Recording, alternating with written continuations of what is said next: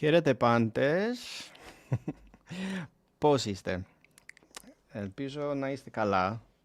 Welcome to Cross Bible. We are going to be discussing some spicy topics today. And I welcome the people who are currently on for the journey. I won't have too many niceties here in the beginning. I just want to mention a few things before we get started. I typically try to keep things very PG on this channel. I want to make videos that my 7-year-old could watch without too much issue. This is probably not going to be one of those videos.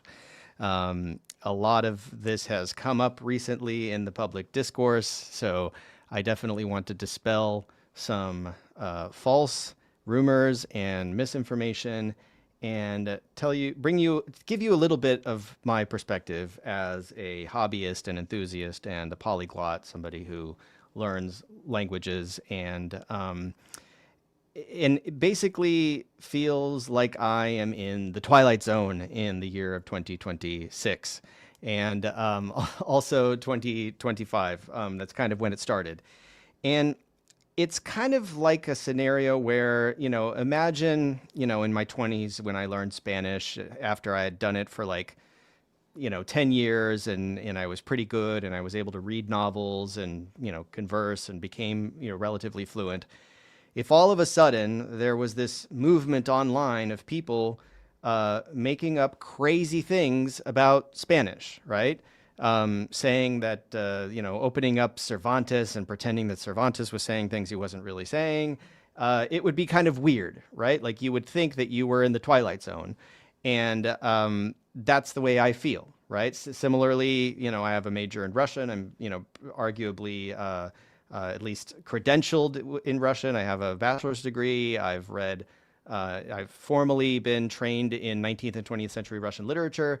It would be really weird if all of a sudden there was a movement online of people who were reinterpreting Dostoevsky to say ridiculous things that he doesn't really say, when you can simply open up the Russian for yourself if you know the language and see that that's not what it says, right? And you look things up in the dictionary, you know how to use the dictionary, you have some basic training in this, and you just realize that, okay, there's so much disinformation.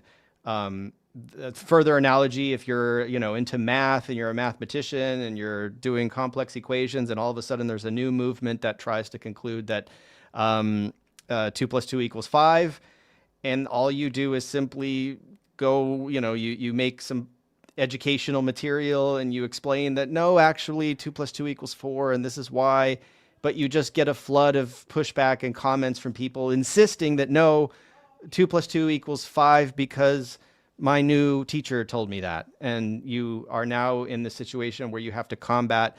It's not just you're combating misinformation, it's that you're combating things that on their face are really inherently just stupid. It's not the people that are stupid, right? Like there's a difference between stupidity and ignorance. And even though sometimes what I see, very recently online seems to me, it looks like absolute just the epitome of stupidity. I do have empathy for people who are actually just repeating misinformation, lies that they don't really realize are lies. It's false either way, but they don't know that. They're just repeating what they heard. So it starts out as disinformation. It's specifically meant to misrepresent what sources say. And in this case, we're talking about Greek sources, right? Classical texts, biblical texts, you name it. And there's this new movement of people who are misrepresenting things. And I am simply here to give you my perspective and give you my truth of what I think is actually true. You're welcome to contest it, but you need to contest it with some evidence and some skills. Like you have to demonstrate that you actually have some command of this language. And I encourage everyone to please undertake the task of learning Greek. It is very, very important. If you're not doing that, and if you're somebody who's interested in these sources, if you're interested in mythology and classical texts and Greek tragedy and Greek comedy Attic Greek, Hellenistic Greek, if you're interested in the Bible, in the Septuagint, in the New Testament, if you're interested in reading the Church Fathers or going into Byzantine literature, that's great. Greek is an essential tool in your toolkit that you should be learning. You can come along the journey with me. I do teach Greek. You can sign up for Cross Bible. We are building Greek resources, so that's the only shameless plug I'll give for that. And if you're not learning Greek and you're interested in this field, you really are just sort of skimming the surface, right? You're skimming through life. You're not really getting into the heart of things. So I do encourage everybody to learn Greek, because Greek will inoculate you against a lot of misinformation and disinformation that is currently circulating online that I intend to dispel today.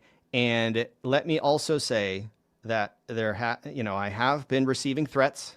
I've been receiving threats from people who clearly do not want me to be saying true things. So for the crime of simply saying things that are inherently true, I am being threatened with doxing, and there are people who really, really don't like what I'm saying, and I guess that means I'm doing something right. So you can continue to threaten me, you can dox me if you like, but I'm not going to shut up. I am going to continue to speak the truth on this platform, because this is my platform, and if you want to engage in constructive criticism, you're welcome to.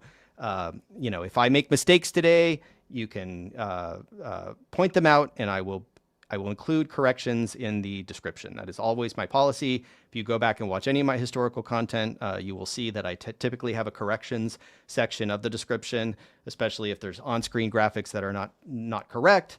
I intend on correcting the record because I'm not a credentialed academic. I don't have a reputation to uphold, and I am at liberty to make mistakes because I have only been studying Greek for 10 years. And when I say studying Greek, I mean ancient Greek, right? I do speak modern Greek. I don't have any walls or boundaries. I don't divide up the timeline and say, okay, Greek after this period is not something I'm going to deal with, but I'm only going to deal with this period. No, I deal with all periods. So that is my approach. That is the approach that I bring to my Greek classes. So again, go to crossbible.com, reach out to me through the contact form if you would like to learn Greek. And I'm going to be putting some of this approach on display today. You will see that ancient Greek is not out of reach if you actually study it properly. And we are going to be talking specifically today about lexicons. That has been the theme, especially of the last few weeks, especially after a certain podcast came out and launched what I am calling semicolon gate, which is, again, this new movement of people who are insisting that 2 + 2 = 5, and that semicolons don't actually mean anything in the Liddell Scott Jones lexicon. I recently released a short that explains in very clear terms with visual aid and as clearly as I could explains how these semicolons actually function in as a lexicographical convention in the LSJ lexicon. And I'm still getting the 2 + 2 = 5 comments. So I don't know. I guess we will get into this a little bit more today, and hopefully for people who actually pay attention, who are actually interested in learning the truth, we can proceed. So Neo prototype hierete pandes. I think a big issue is that a lot of people, myself included, don't know how to properly read the LSJ. Yeah, it's challenging, and I'm coming to you from the perspective of somebody who's really, really wrestled with it for 10 years. I do it every single day. Hello from Brazil. Hello. Hiere. You could say hiere, hierete. Well, in modern Greek, they actually do say hierete still. You go to Greece, you hear hierete. What you don't hear is you don't hear hiere. The singular is actually no longer used in Greece for some reason. And yeah, the insane silver person you gotta, years ago, I would not have believed that we would be stooping this low. Hello from Serbia. Pozdravi Serbi. Zirbi. I realize you don't have as many vowels as you do in Russian. Well, здравствуйте. That's what I would say. Zdarova or zdorova. Hillman followers took Luke's misinterpretation and ran for it. Yeah, I don't know which misinterpretation that is. And you are welcome to drop super chats, but as you can see, we're slowly picking up now. So if you, I will definitely get to super chats if anybody wants to drop any. But if not, I will still try to pull up any comments that I notice that are worth mentioning. So let's start by talking about a few key figures that I think are going to be very relevant in our discussion today. So we're talking about lexicons and lexicography, and it is going to be a fun one. We are dealing with obscenity in lexicons, right? And that includes words that are considered obscene and words that describe what is obscene, right? In Greek. And I can tell you that, as somebody, as an American, as an Anglophone, native language is English, I experienced when I learned Russian and went to Russia, one of the lessons that I learned very early on is that kids, I went there when I was 18, and kids my own age use a lot of obscenity. The 18-year-olds in Russia, they curse like a sailor, right? Like they curse a lot. And I had learned Russian for a few years before I went there, but didn't know any of the slang or the obscenities, and was forced into a situation where I was had to talk with kids my own age who used a lot of obscenities, and I had to learn how to curse in Russian, and then how to modulate my speech so I wouldn't accidentally curse in front of adults, because it would slip out sometimes, and it was very jarring.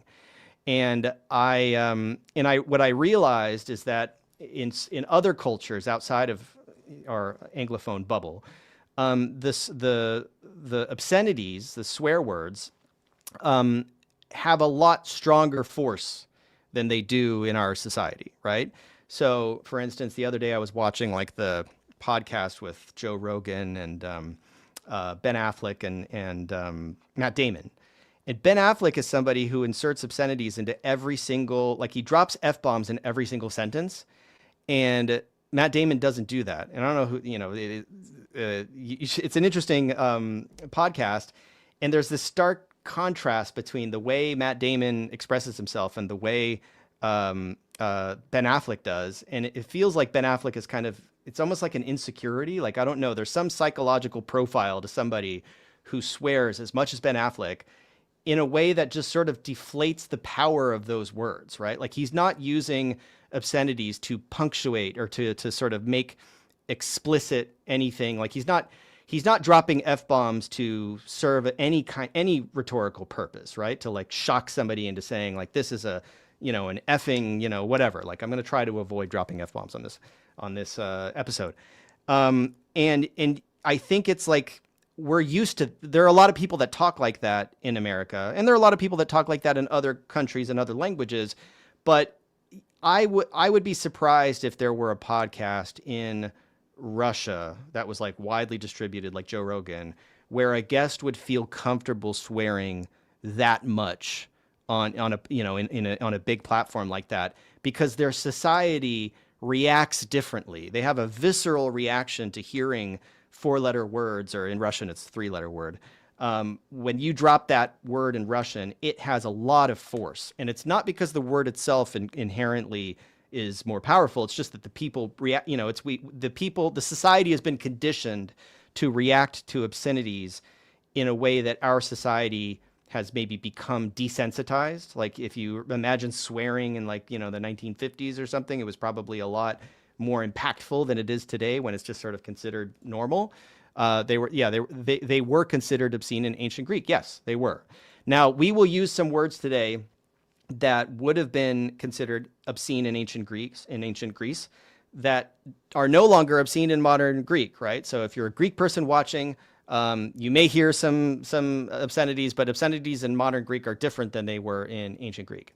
And the ones in ancient Greek, a lot of the times, are euphemistic. And we're going to talk about that term, like euphemism, like euphemismos, right? It's something, the eu prefix in euphemism, and the phimi, phimi means to say. So to euphemize means you're saying something in a nicer way, right? It's like saying they went to sleep to mean they died, right? Or they went to bed to mean they had sex.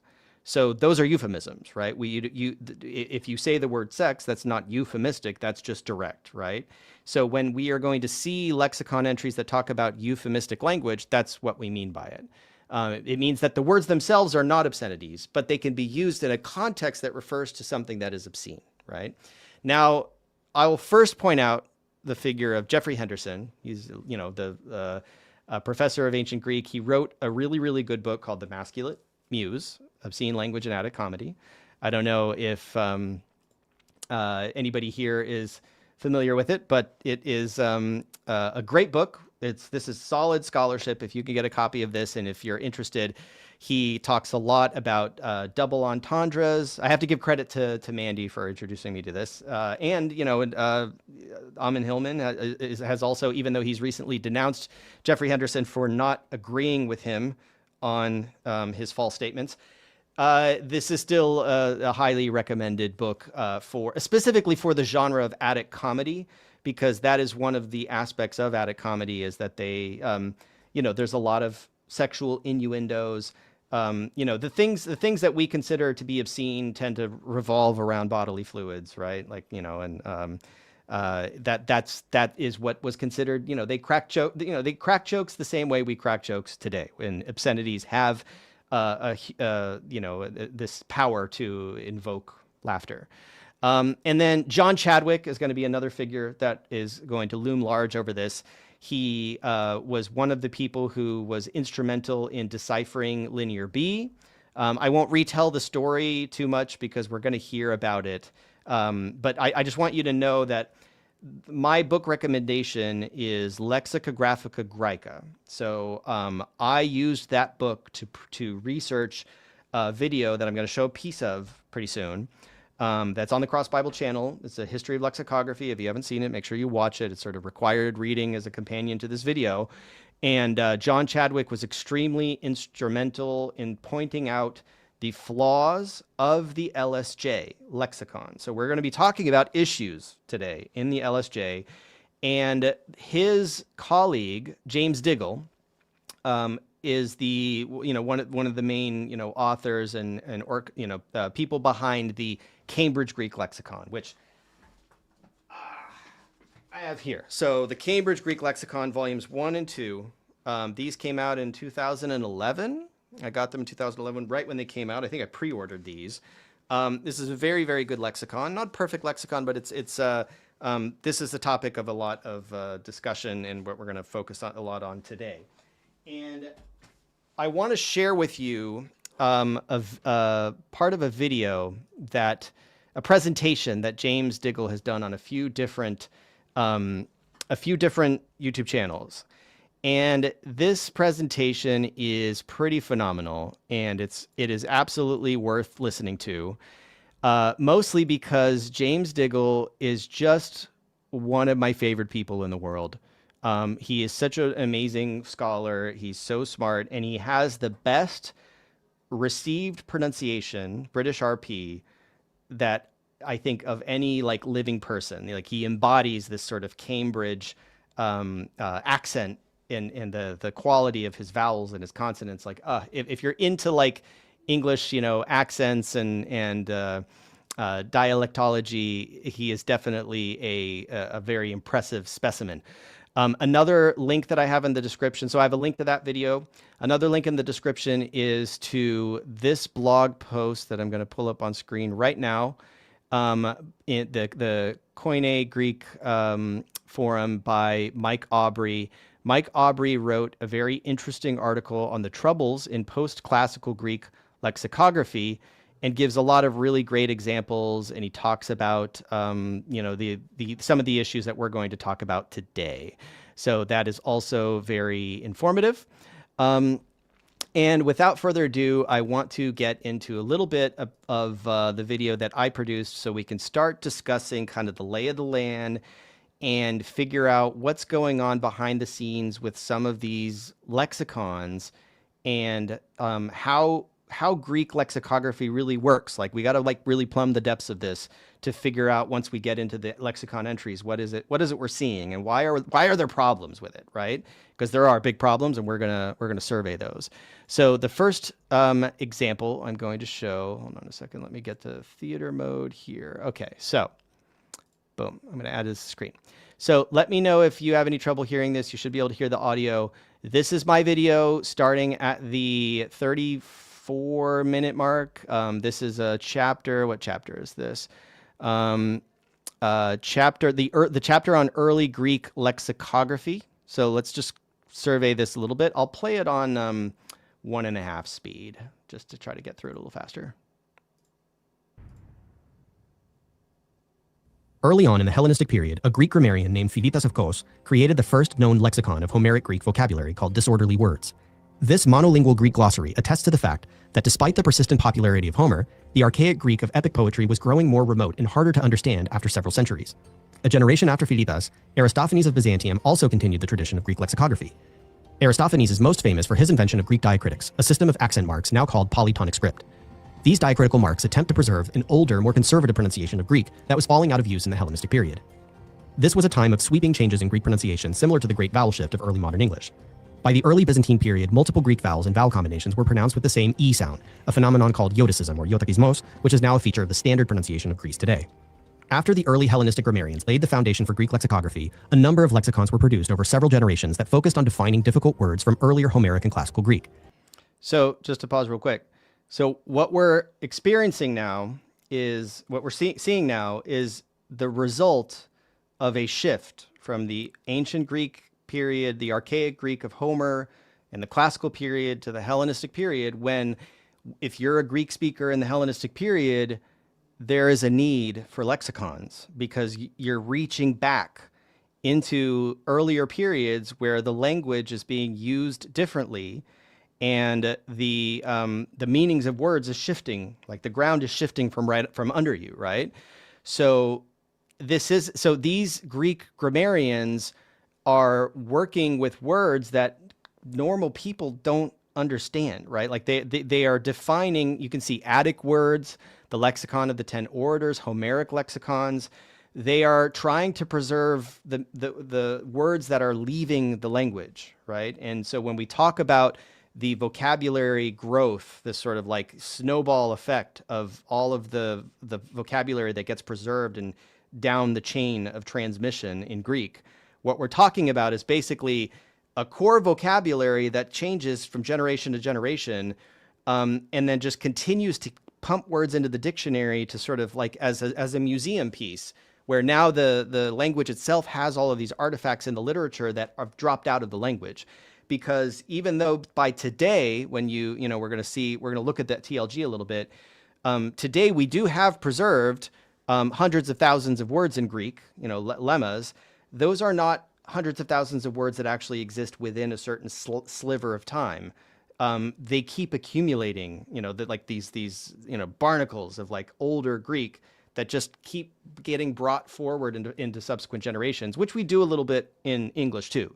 The Oxford English Dictionary has words in it that you and I don't know, right? We have to look them up. So we're now in a period of Greek, the history of Greek, where they have to look things up to understand their ancestral language. Each lexicon was built upon prior scholarship. By the Byzantine period, Greek scholars with access to this rich tradition were able to compile encyclopedic lexicons that made a lasting impression on later scholarship. One particularly influential lexicon that hypothesized about the historical origins of Greek words was called Etymologicum Magnum. It became the first Greek lexicon from the Byzantine period to be printed, first in 1499, followed by a reprint in 1848. In reviewing the development of Greek lexicons after the printing age, it's important to note that there are two bifurcating traditions that were built on the legacy of Hellenistic and later Byzantine scholarship. There were lexicons focused narrowly on the language of the New Testament, and there were lexicons focused more broadly on ancient Greek, casting a wider net across time. Mm-hmm. And this timeline, by the way, is available on crossbible.com if you're a subscriber. I will also make the slideshow and the notes from this episode, from this live stream, available to my Patreon supporters. Thank you so much to the Patreon supporters. I know I said that in the last live stream with regards to the undesigned coincidences. I'm working on that. I apologize for the delay. That will also be up on Patreon for the Patreon supporters as a token of my gratitude. Groundbreaking lexicon with a very broad focus was the Thesaurus of the Greek language, printed by Henderson Stephanus in 5 volumes in 1572. The term thesaurus comes from the Greek word for treasure, thesavros, emphasizing its comprehensive nature. Henderson Stephanus, whose French name was Henri Etienne, used the same Latin moniker as his father, Robertus Stephanus. Stephanus Sr. was known for his 1550 edition of the Greek New Testament, the Editio Regia, which was a cornerstone in the Textus Receptus tradition behind the King James Bible. Stephanus Jr. published his father's Thesaurus of the Latin language in 1573 as a study aid for his own Greek thesaurus.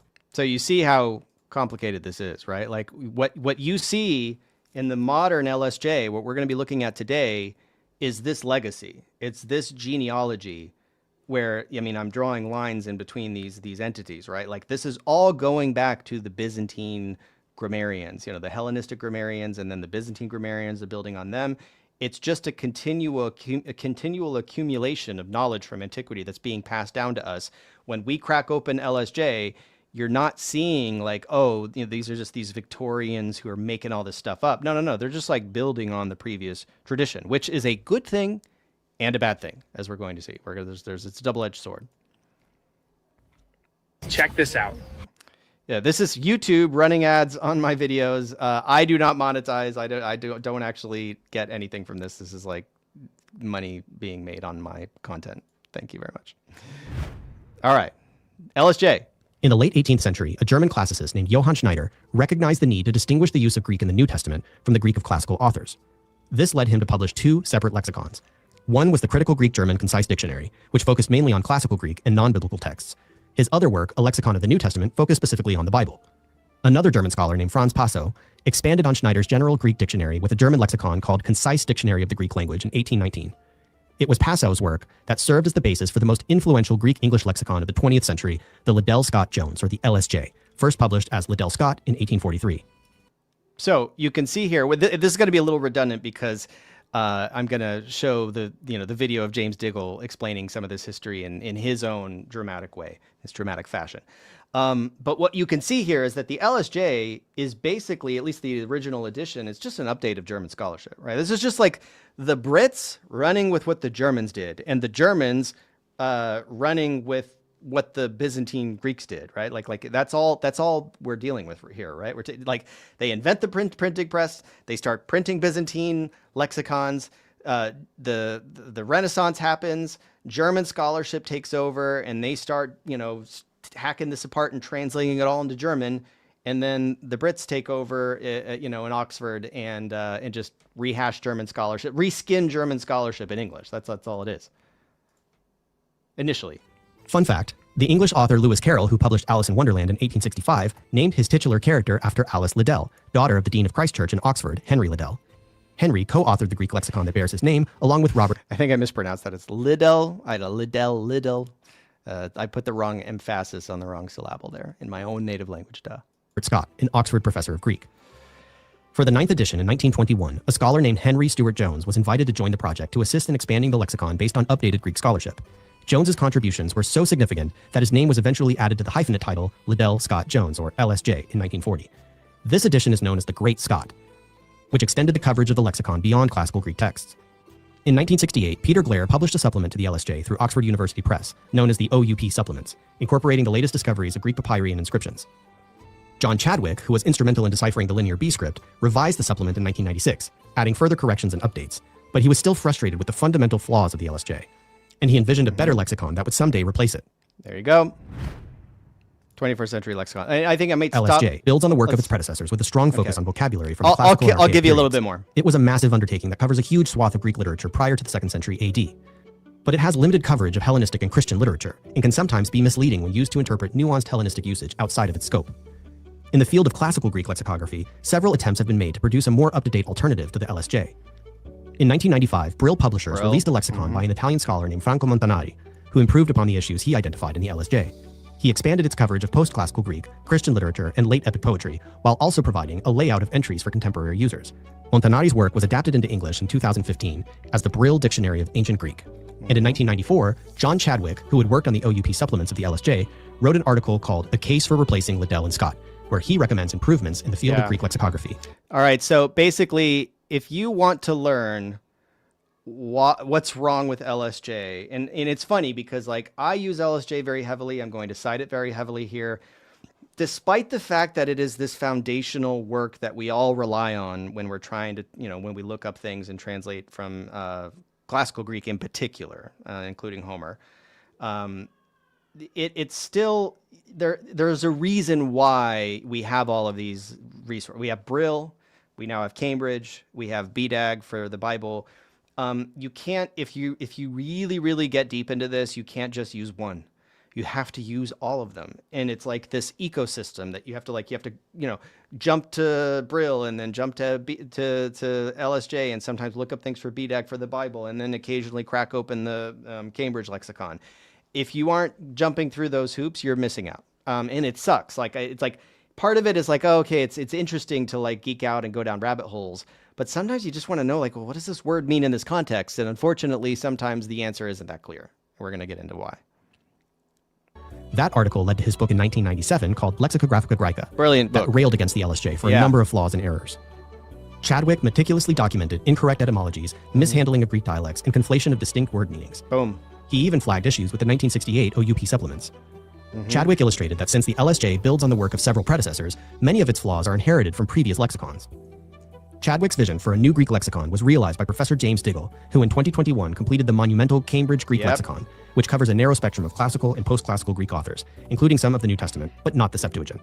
Other modern lexicons with narrow coverage focused on a single author or corpus include volumes such as Slater's Lexicon to Pindar, Powell's Lexicon to Herodotus, and Lamp's patristic Greek lexicon. And there are other specialized lexicons for niches like Homeric, Byzantine, and medieval Greek. All right, so I would love to just sit here and play this whole video for you guys, but definitely go watch it. I put a lot of work and research into that. I read Lexicographica Graeca and the Chadwick article. Chadwick is just absolutely a titan, and I could tell you more about it, but I will refrain because I need to introduce you guys, if you're not familiar, and the link is in the description to this, to the great James Diggle. And man, wait till you hear this guy. Wait till you hear this guy talking. I am not making fun of him in any way. I love. It's so rare to hear this variety of British RP, of this received pronunciation, this old school RP that James Diggle exhibits when he talks. That it just brings joy to my heart to listen to, and I am very glad to share it with you. I hope the audio comes through okay. He talks a little slow. So I'll start by playing it at normal speed just so you could get this guy's cadence, because it's beautiful. But he's gonna recapitulate the story that I just gave in my video, which my video is a little bit better at illustrating it, right? But he also has a really cool slideshow that I think is just like, again, we just have to lay the foundation before we really get into all this stuff, and just allow James Diggle to do this in a very pleasing fashion. You are very kind, Paul, as always. I love it. I love it. Listen to the story of the lexicon begins with John Chadwick.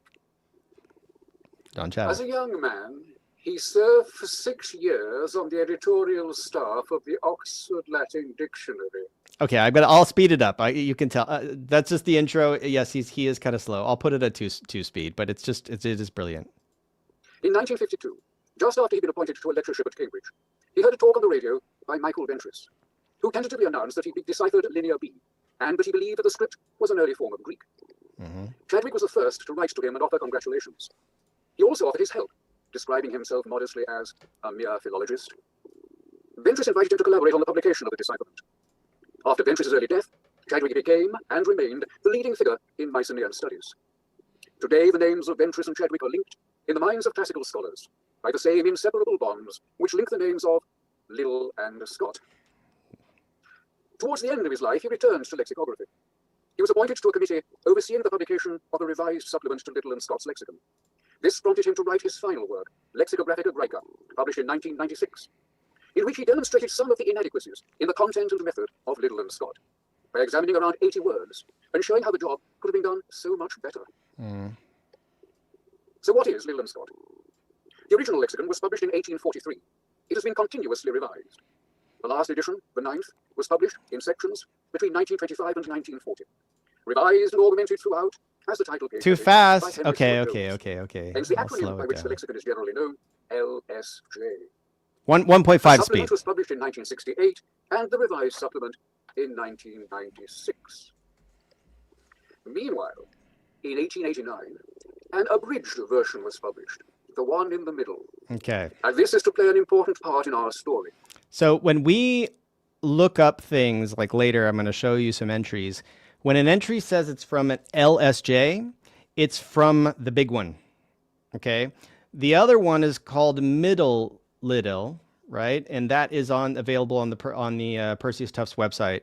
So whenever you're looking something up on Perseus Tufts and you see LSJ versus middle little, middle little is the abridged version. So basically, if you have the option of using one or the other, you generally want to favor LSJ as sort of a rule of thumb because it's just more comprehensive, has more examples. Known as the Intermediate Lexicon, Yeah. this was based on the 7th edition of Liddell and Scott, published 7 years earlier in 7 1882. editions. Yeah. This Intermediate Lexicon has been continuously in print for 140 years and has never been revised.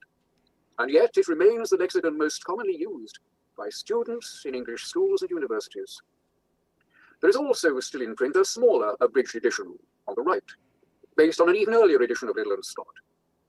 So here they are, shoulder to shoulder, the family of three: Little Little, Middle Little, and Father Little, sometimes known as Great Scott. Great Scott. I love him. I love listening to In this guy. I'm so 1997, sorry. John Chadwick proposed to the Faculty Board of Classics in Cambridge that it should oversee a project to revise the Intermediate Lexicon. There we go. The Faculty Board agreed, and in the following year, formally established the Greek Lexicon Project, with financial support from John Chadwick and other sources. Anne Thompson, who'd been a pupil of his and had later been assistant to the editor of the revised supplement, was appointed as the lexicon's first editor. This is the result. Pat Easterling was appointed to chair a management committee, and I was appointed to chair an advisory committee. It was hoped that the project might be completed within 5 years. This, remember, was 1998. didn't go. So Didn't why get finished has a on time. project designed to be completed by one person in 5 years taken 23 years? Mhm. The sum of its duration occupied 5 full-time editors, necessitated the raising of huge financial support, and for 15 years or more took over my life. Crazy. Before I answer that question, let's consider how you might go about producing a new dictionary. Not just a dictionary of Greek, but of any language. Yeah, he's about to explain why. There are 2 ways. The most economical way, plan A, is to base yourself on what has gone before, and then correct and supplement it. That was the method of Liddell and Scott, and then of Liddell Scott Jones.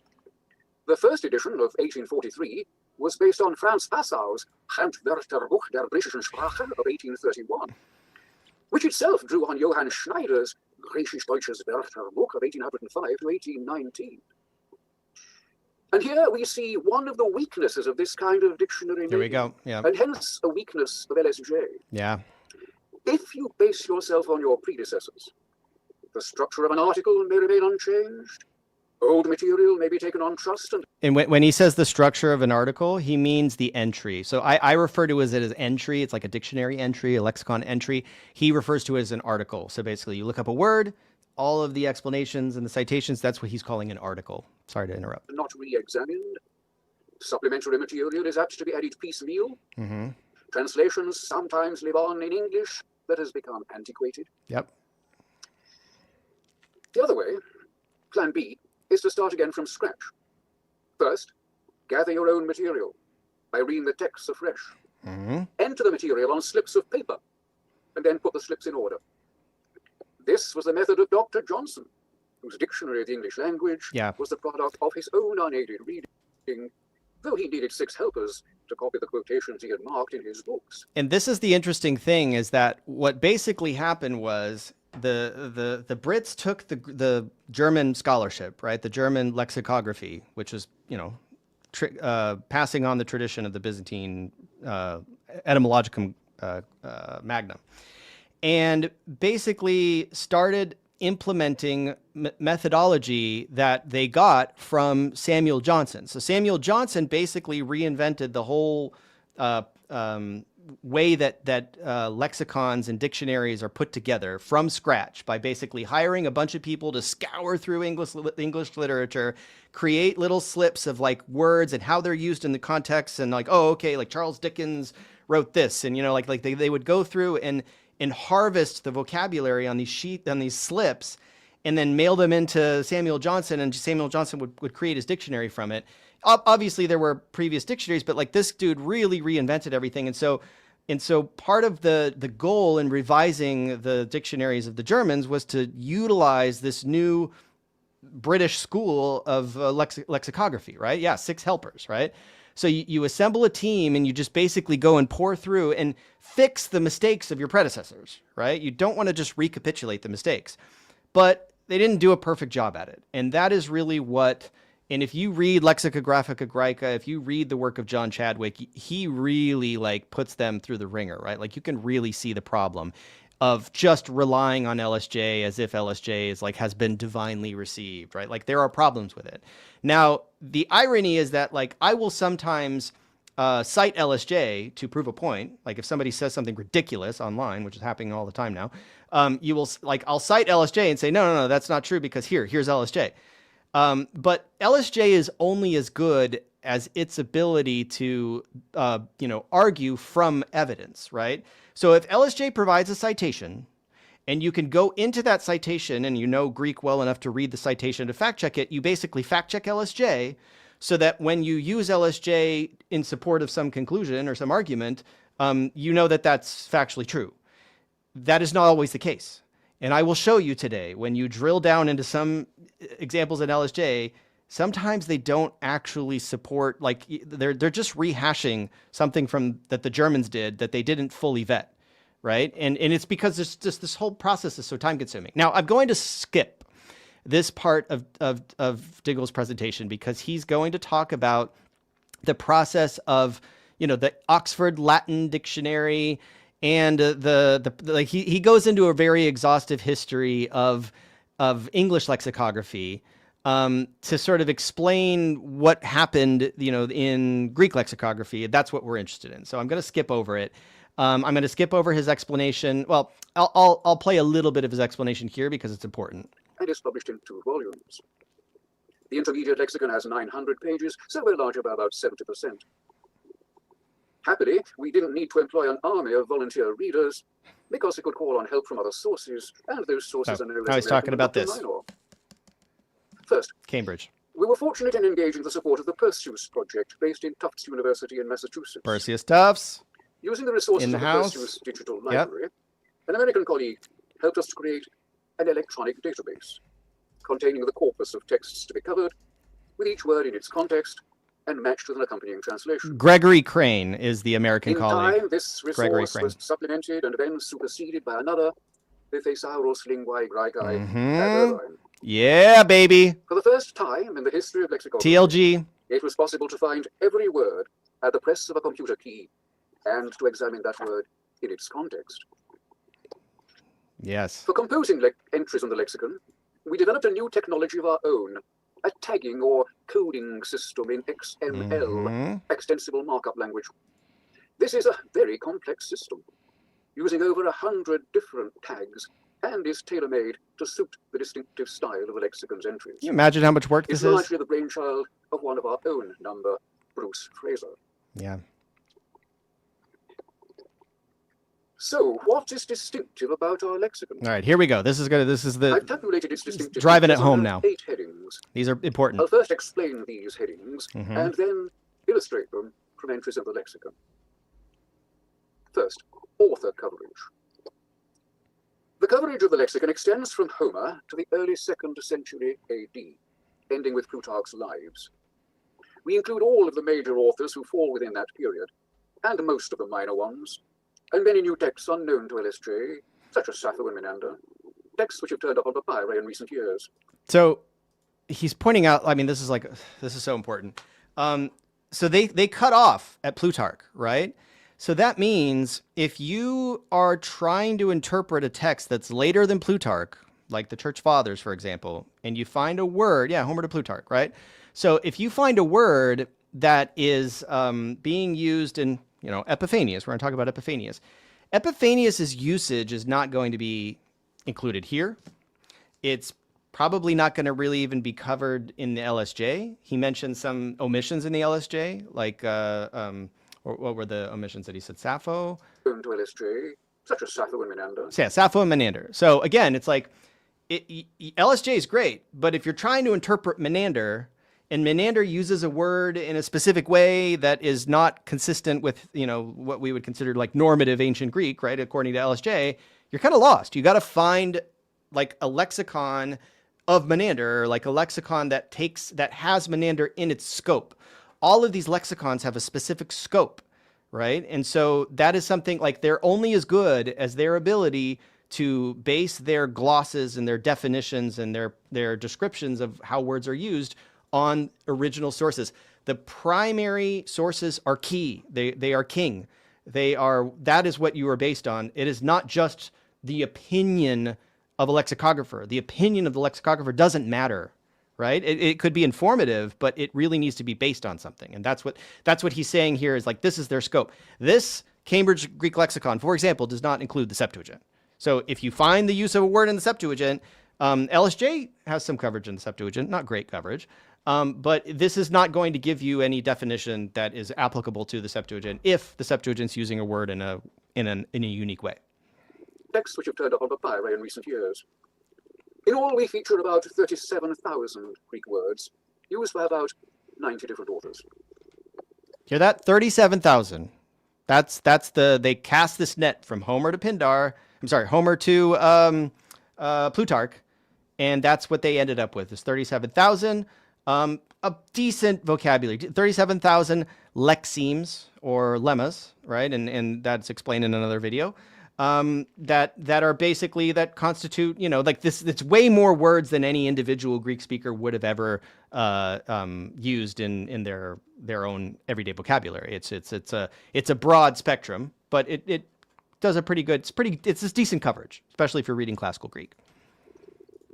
Organization of entries. We don't organize entries according to chronological or grammatical criteria, This is as important. LSJ normally does. There we go. In other words, we don't automatically start with Homer, or with the active voice before getting to the middle or passive, or put constructions with the accusative before constructions with the genitive or dative. Instead, we organize entries according to meaning. We aim to show the developing senses of words and their relationships between those senses. So we begin with the root sense of a word, which may well appear not in the earliest author who uses that word, but in a later author. And then, in numbered sections, we trace its different applications in the different contexts in which it appears. And screwdriver tuning, we picked 37,000. You can't make up words after that. See the circles or no? Sorry, I don't know exactly what the end of that means, but what he's explaining is that when you take their coverage from Homer to Pindar and you take all the words that they selected for their lexicon and you count them up, they end up with that count of 37,000. If, for example, and like I could show this if you look at the TLG, right? The TLG has 1.9 million unique word forms that basically breaks down to 287,000 lemma, right? Lemmata. So limata in Greek. So they only have 37,000, right? So they're taking a slice of this that does not include anything after Plutarch, right? Because if you look at the TLG, I mean, Plutarch is all the way over here. Like, the TLG includes all of this Byzantine literature, right? Which has words that classical Greek didn't have. And that's the thing. It's like, you're going to hear a lot online of people sort of boasting about how amazing Greek is because it has 287,000 lemmas. I'm here to tell you that that's not true. Okay? It's true in retrospect, because we've accumulated, 37,000 lemmas in here. We've accumulated a bunch of stuff we've basically just been snowballing, right? Greek just continues to snowball and accumulate more and more words. These aren't words that people actually know. People in the classical period would read Byzantine Greek and just they'd be kind of lost because the Byzantines are using these new words or using words in new ways. So to say that adding up Byzantine vocabulary with classical vocabulary and Homeric vocabulary and then combining it all in this big blender of 287,000 lemmas, it's the same thing as the Oxford English Dictionary. If you go into the Oxford English Dictionary, you're going to see millions of words. And you don't know millions of words like you English speakers out there. I don't know millions of a million words, right? I have to if I'm reading 18th century English literature, if I'm reading Shakespeare's going to use words that I just don't know. Shakespeare had a crazy vocabulary, and I've studied a lot of Shakespeare, and I still have to look things up in a Shakespearean dictionary, right? So a similar thing happens in English. And if you go into TLG, and this is, by the way, this is $150 a month. Sorry, not a month, $150 a year. If you mail in a check to the TLG, they will activate your subscription. If you're really serious about Greek, you need to get on this. But if you look up Homer, right? Homer has 9,000 lemmas. Homer has fewer lemmas than are in this. I'm talking the Iliad and the Odyssey. I mean, the Iliad is 16,000 lines. The Odyssey is 20,000 lines. We're talking about 199,000 words written in those two volumes of the Iliad and the Odyssey. And there are fewer words than are in this lexicon because this lexicon includes classical Greek, which is added to Homer, right? If this were just a Homeric lexicon, it would have no more than 10,000 lemmas because we don't have any more than that. And a lot of these lemmas in Homer are hapax legomena. They've only been used once. So I don't know if this is ask me questions in the chat if this doesn't make sense, but it's misleading to say that that you have to understand the context of Greek having 200,000 lemmas, right? Greek has 200,000 lemmas because we have texts that have been preserved for 3,000 years. Okay, we don't have that for the Hebrew Bible, for example. We have the biblical corpus in the Hebrew Bible is 8,000 lemmas, which is about the same as Homer, right? It's the Homeric corpus and the Hebrew biblical corpus is about the same.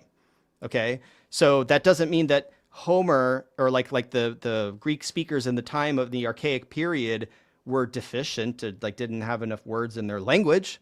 It just means that the only ones that have survived to us in the texts that we have, which are the Iliad and the Odyssey from Homer, from the bedrock, the only texts we have just exhibit those 9,000 words, and that's it.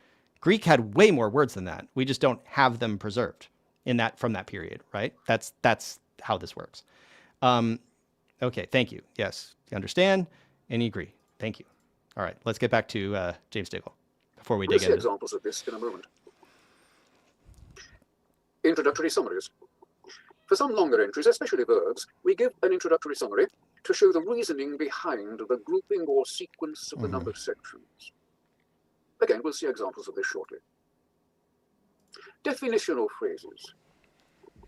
Where necessary, we give explanatory definitional phrases in addition to translations. What, you may ask, is the difference between a definition and a translation? Yes, this is important. A definition describes the general sense of a word, and it may be applicable to that word in a variety of contexts. A translation reflects the meaning of the word in a specific context. Yep. On the page, we make a visual distinction between these two. So the example for that would be, okay, the analogy in English is run, right? You look it up in the dictionary and it's going to have a core general sense of a definition, which is to, walk fast or something, to move fast on your legs. And then water, with respect to water, if the water is running, it's flowing, right? So that's a subset of that core sense, right? That's a definition. In a particular context where the water's running, that means something completely different than the runner is running, right? Or my nose is running, right? So in Greek, anir, for example, is the ancient Greek word for man, andros in modern Greek. And it can mean husband in certain contexts, right? So generally it means man, but specifically it means husband. So that's what he means between the difference between the definition and the translation, and his lexicon has both, right? So there we go. And chickens live in a run. You could yeah. The entry for run is going to be pretty big in the dictionary. By giving the definition in Roman font, the translation in bold. Again, we shall see this soon. Mm-hmm. Author labels. We don't give precise references to specific passages, such as Euripides Medea 243, but use author abbreviations alone. Yeah. You see them in the left-hand column of the author list, and we use some collective labels for groups of authors. For example, Homer, abbreviated as Home, covers both Iliad and Odyssey. Attic orators, abbreviated, refers to 3 or more orators. Lyric, abbreviated, to 3 or more lyric poets. Tragedy, abbreviated to trage, Bingo. refers to all 3 of Bingo. ASE, that is, Aeschylus, Sophocles, and Euripides. And for the most part, we don't give Greek quotations. Yeah. Now, the omission of specific references and the omission of Greek quotations may seem surprising. It is surprising. I have to say, this was a letdown for me. And he has a clear explanation for it, but I have to admit, when I'm using this lexicon and I don't get quotations from primary sources and I just get abbreviations of authors, it can be a little infuriating, especially when they provide a definition and then I don't know how to fact check it. You can fact check LSJ. You can't fact check Cambridge very easily. You can, if you're very skilled at the TLG database, you can just find all the instances of a word in an author. So at least they point you in the direction of the author. But what he's describing right now is a compromise that they made that if they, and that's the thing, is this is kind of expensive. Like this is a big purchase for me in 2011, and it's in these 2 volumes, and you can see they're pretty thick. And this is 37,000 lemmas. If they were to include author quotations the way the LSJ does, it would be probably 5 times this. It would be in 6 volumes, right? It would be massive and it would be unruly and it would be too expensive. So I get it. It's just this is the thing. These resources are just flawed, and he's going to explain why. And it is perhaps our most striking change from LSJ. So let me explain our reasons. If you cite a single specific passage to illustrate a word or usage, you run the risk, by being so selective, of giving a partial or distorted picture. And if you quote such a passage without translating it, as LSJ often does, you're doing no favors to the learner. Yep. So whenever we do give a re-quotation, we always translate it. Just consider what we gain by omitting specific references and quotations. We gain a great deal of additional space for material of a more helpful kind. We can refer to a much wider range of passages, and we can give more detail about the contexts. This is what is referred to by the heading added contextual material. Yeah. The penultimate heading is cross-references. We make liberal use of cross-references. Here is part of a page consisting of little else. Yeah, so what this means is that basically he's going to explain it, but when words in Greek have multiple forms, like man and men in English, right? What they mean is you could look up men and it will point you to man, because man is the primary lexeme, it's the primary entry, but then men is a form of it. So Greek has a lot of that going on because it's very morphologically rich, and so that's what the purpose of these cross-references is. I've highlighted the 2 examples of the form esan. A student who encounters this form needs to be guided to both of the verbs to which it belongs. Yeah, that's helpful for And Greek students. Finally, we use contemporary English. Here we go. We don't call blauter, like the intermediate lexicon, Here we go. a kind of slipper worn by fops. Brace yourself. Nor do we translate krokotos as a saffron-colored robe worn by gay women. And what are the words which brought a blush to Victorian cheeks? Liddell and Scott could have claimed, in the words of Edward Gibbon, "My English is chaste, and all licentious passages are left in the obscurity of a learned language. We spare no blushes." I love this guy so much. As it always. To ease oneself, do one's need. We define it as to defecate and translate it as to shit, nor do we explain bineo as inire, coire, of illicit intercourse, but simply translated by the F word. Nor do we translate lycasdo as to wench, but define it as perform fellatio, and translate it by an expression which is so crude that I better leave it on the printed page. Okay, so we're going to see the printed page. This is just like, I could listen to this guy over and over. I've listened to this presentation on several different channels. Oh boy, I love it. I hope you do too. He doesn't even say the F word. But it's on the page, and I'm going to show you exactly what he's talking about in a second, and we're going to look at it. And it's just, yeah, the Queen's English, the British RP there is just, it's just, I can't express the extent of my pleasure listening to this guy talk. It's a presentation. I'll illustrate the features which I've been describing by reference to 3 entries. For an adjective, a noun, and a verb, I've chosen 3 very common words familiar to everyone. First, the adjective kalos. If someone asks you to say what it means in one English word, you will probably say beautiful. So, well, I'll stop there.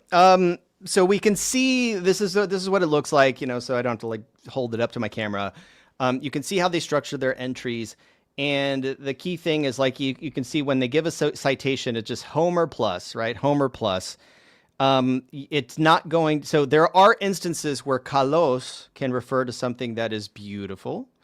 And there are times, especially in later Greek, where eventually in modern Greek, it settles to just mean something that's good. So it's first it's sort of physical beauty, then it's like moral beauty, and then the moral beauty basically ends up settling with something that's sort of generically good and then beauty becomes omorphos from evmorphos.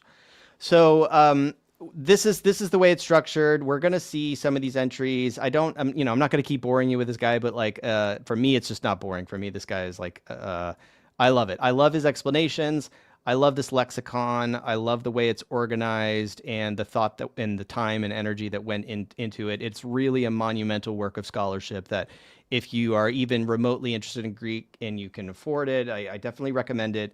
But it has a lot of flaws and difficulties and things that are hard about it.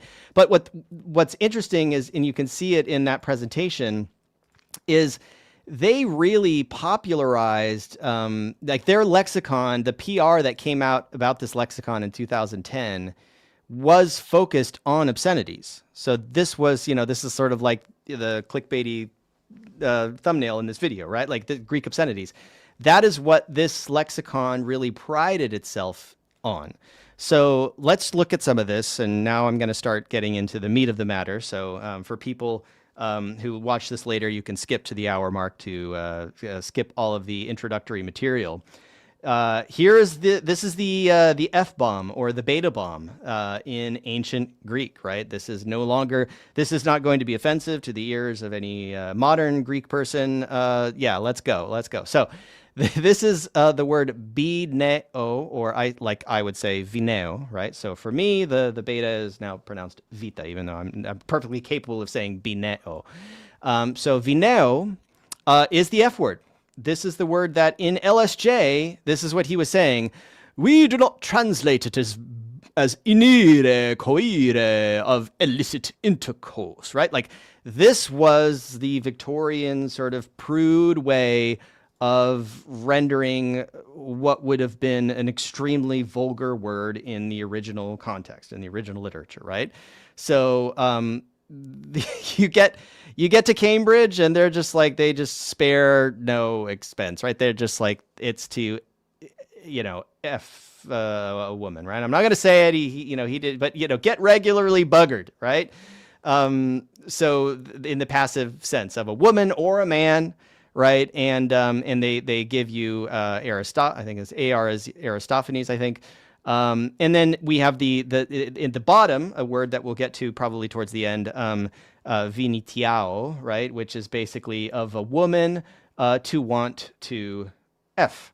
And so it's basically to be horny. Okay.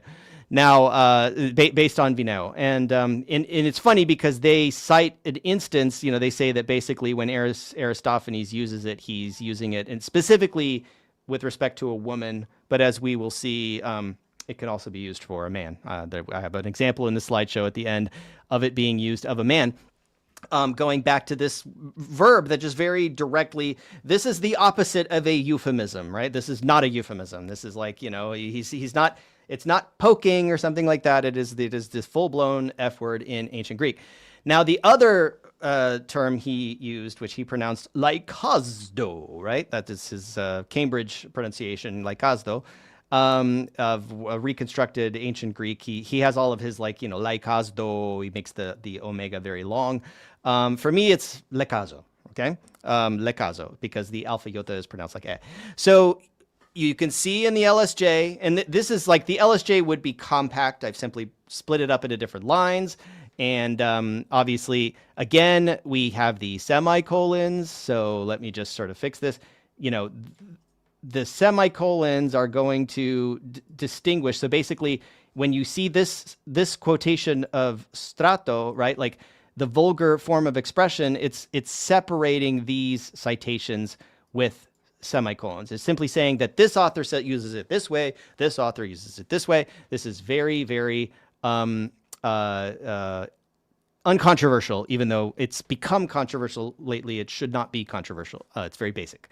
So, this, you wouldn't really get a sense of what this really means. Like wench, I mean, come on, wench. If you're using LSJ and you're looking up these words, a vulgar form of execration, you get to Cambridge and they just come out and say it's perform fellatio, to suck, C word. And I have put, listen, these asterisks, this is just because I'm trying to censor this as much as possible. There are no asterisks in this lexicon. So this lexicon straight up gives you the F word and the C word and just, it is this colorful, people. That is the language that they chose to use, and they got PR off of this, right? Yeah. And there we go.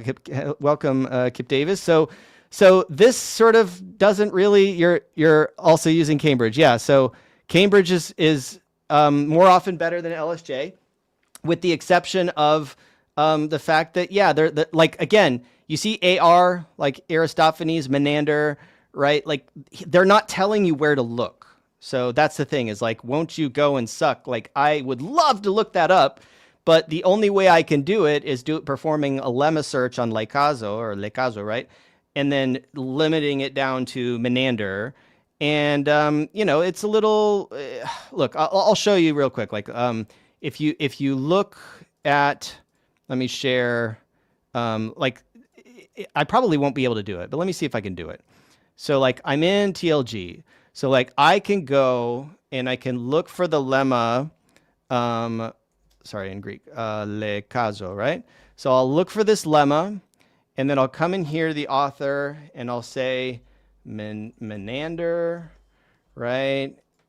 I think it's going to be that. Yeah, okay. Oh, he only uses it once. So here we go. So actually, it isn't necessarily ego de epaschon artios u lekasi fliaron. So that is what this is referring to. This is the quote at the bottom. But what it didn't do is it didn't tell me that it was in Menander, that it's in Discourse, that it's line 893. That's what you get out of LSJ, is you get an actual pointer to this is what we're citing, right? So it's much easier to fact check LSJ than it is to fact check Cambridge, and that's the key. So now we're going to talk a little bit about shame, eschos in Greek, or aiskhos, right? If you're really into that sort of thing. So eschos, if you look at LSJ, right? Eschos explains that this is shame and disgrace, right? In the plural, it refers to disgraceful deeds. You could find that in the Odyssey, book 1, line 229. And in its secondary sense, it can refer to ugliness, deformity of mind or body, And as you can see in Aristotle, there's even eschos onomatos. So your name itself can be shameful or disgraceful. And what we're really dealing with is honor culture, right? We're dealing with a society where disgrace is really about your sort of social reputation. And this is where we get the basis of what eventually becomes the obscene, the concept of the obscene. What is obscene, right? Like what is disgraceful, something that you would be ashamed of. And if you look at the entry for eschros, all of a sudden it gets really big. You get a lot more nuance and subsenses. And this is basically this is based on eschos or aiskos, right? Aiskros is basically building on this with this ros suffix. So it is the thing that is causing shame, dishonor, reproach, right? And you can see that it is opposed to, it is the opposite in definition to of kalos. So if kalos is something that is beautiful, which as we discussed, he showed the entry for kalos, right? It starts out as beautiful in ancient Greek, then gradually gets reassociated with moral beauty, and then what is something that is good. So like Joseph could be referred to in Orthodoxy as pangalos, like the all good. And that refers to both outer and inner beauty, right? And it eventually shifts to just being something good. So something that is the opposite of morally good is something that is morally shameful or reproachable, which is eschros, right? And in modern Greek, we have the term aschimos, right? Which means ugly, right? And you can see here, outward appearance is ugly, ill-favored. When we continue through the definitions of LSJ, we get to then the moral sense, right? And let me just reiterate that these definitions are not just like something that's coming down from on high, like, oh, the lexicographers just like have tapped into something that we don't have. No, the lexicographers, I mean, first of all, LSJ is just building on the German scholarship. The German scholarship is building on the Byzantine scholarship. There are inherent flaws because garbage in, garbage out, and sometimes you just get some garbage here. But basically, the idea is that if you're looking at this on LSJ, all of these links are clickable, right? I just put it into a slideshow so you could see it better. But you can go into Herodotus and Thucydides, and you can go into the Iliad and the Odyssey, and you can fact check LSJ in real time if you know Greek, right? If you're using the TLG database, all of that's clickable, and to some extent on Perseus Tufts is clickable, but it's a little bit buggy. And then the third definition, the third category of eschros, is something that's ill-suited, awkward, and again, this stuff is like, I know a lot of this just looks like gibberish for people who don't know Greek, but the whole point is that like you have these references that you can drill down into and fact check it. But what we heard in that presentation was that LSJ doesn't always give you a translation of what, so it's like it's quoting the Greek, eschron kiatechnon, and it's quoting Hippocrates, but you got to go check Hippocrates for what he actually says in that context, right? That's the key. And he says, ancient Greek has changed so much in modern Greek language, we don't use most of these words anymore. That's right. So mostly when you study ancient Greek at school or university, you have to learn what those things mean, right? And yeah, and I believe Annie is a native Greek speaker. But that's the thing. People in Greece today, they take ancient Greek in school and learn it like a quasi-foreign language, right? Because they have to figure out what all these words mean. But as we saw, that's what they were doing in the Hellenistic period too. They had to create dictionaries. This is the birth of lexicography comes from a scenario where in the Hellenistic period, the common Greek, the Koine Greek, i Hellenistikiki dialectos didn't have those words anymore.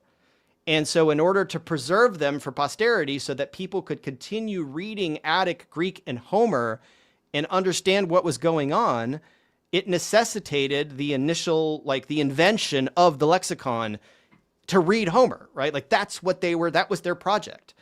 And similarly, we have, dictionaries of Shakespeare. So the language is constantly changing. So the situation in modern, Greece today is a bit more extreme. The language has changed even more, but they're still doing the same thing. They're in school learning the language of their ancestors. They're just a lot further separated from it than they were in the Hellenistic period. Like the language itself has drifted. So now we're going to get to the fun stuff. Now we're getting to eschrurgia. Eschrurgia. Now, I know that a lot of people are saying, eiskrurgia or something like that. I'm sorry. I can't. For me, it's eschrurgia because there's a double row, right? It's eschrurgia.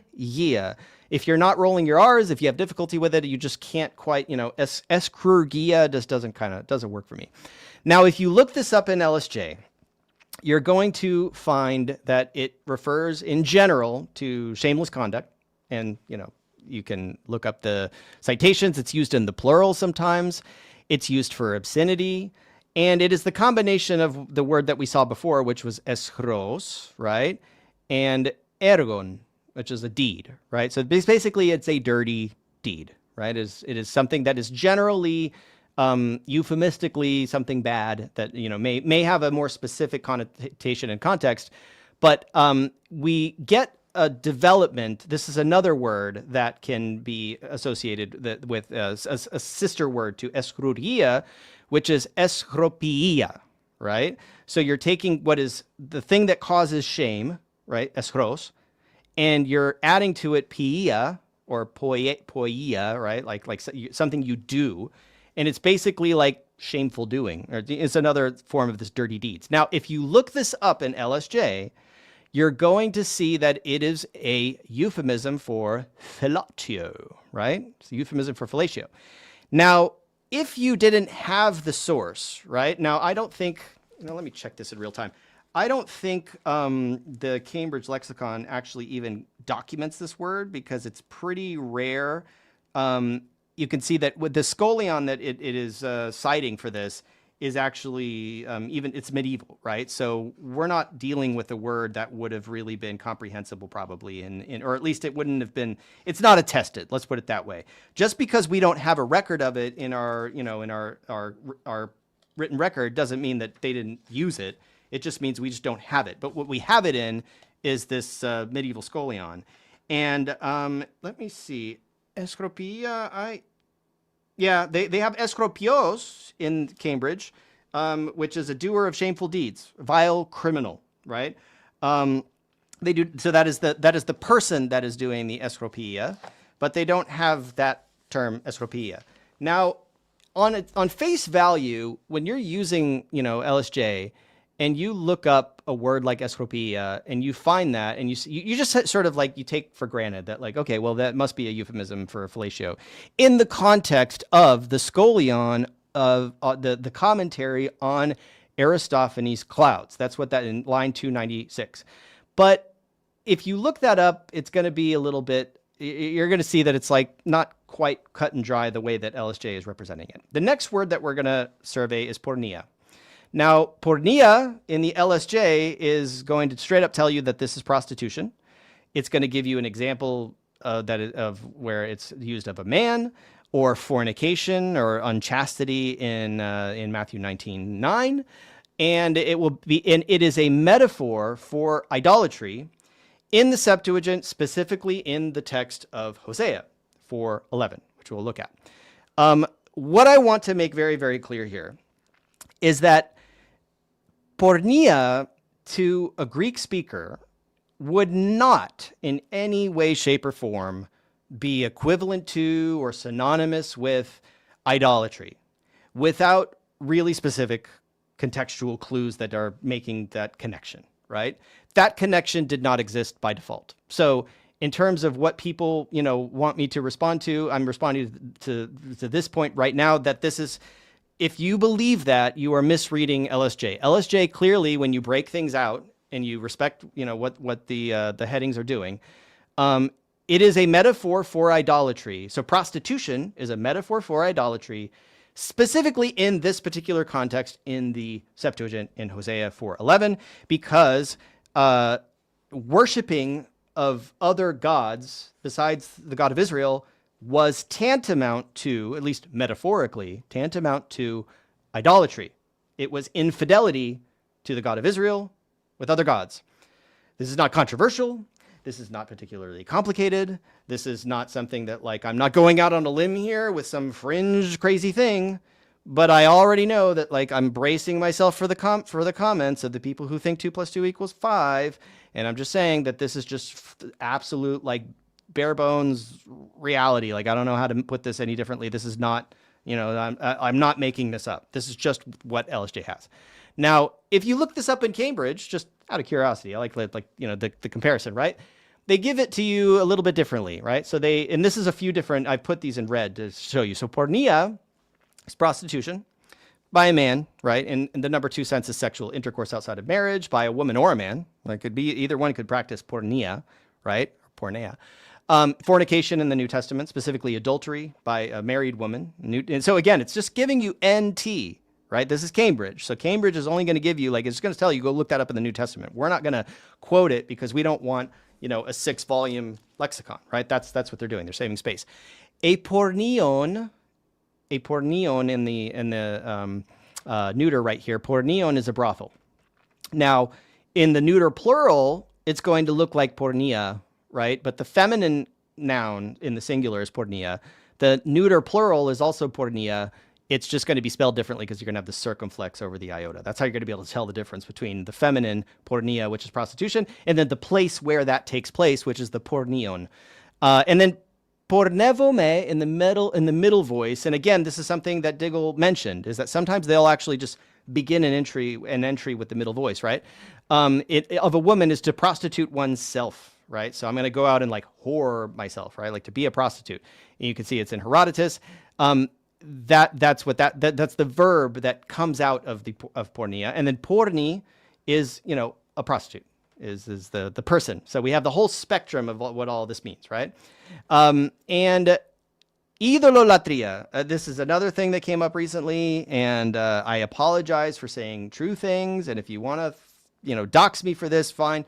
But idololatria, if you look it up in LSJ, it's going to point you at Galatians and Corinthians, 1 Corinthians, and it means idolatry. So it means latria from latrevo, right? It means the service to or divine. We had a whole live stream on worship, right? So that is the worship of idola, right? So idololatria, worship of images, okay? And this is a very, like, what you'll notice is that LSJ is not pointing you at Greek sources, right? It's not pointing you, like, for a Greek, they were worshiping, like, their gods, right? It's just from the monotheistic perspective, they're worshiping idols, or they're worshiping images, right? There's a stigma there. So basically, and this, LSJ, pornea, yeah, we looked at this already. So again, and contextually, it's idolatry. I think I have a duplicate slide. We will get to those examples, right? So we're just covering the vocabulary that we're talking about. Escrugeo. So this aiskrugeo verb is basically the action of escrugia, right? It is the committing of the defiling or the act that causes shame, right? It is performing that act. And this is another interesting thing that, again, this is what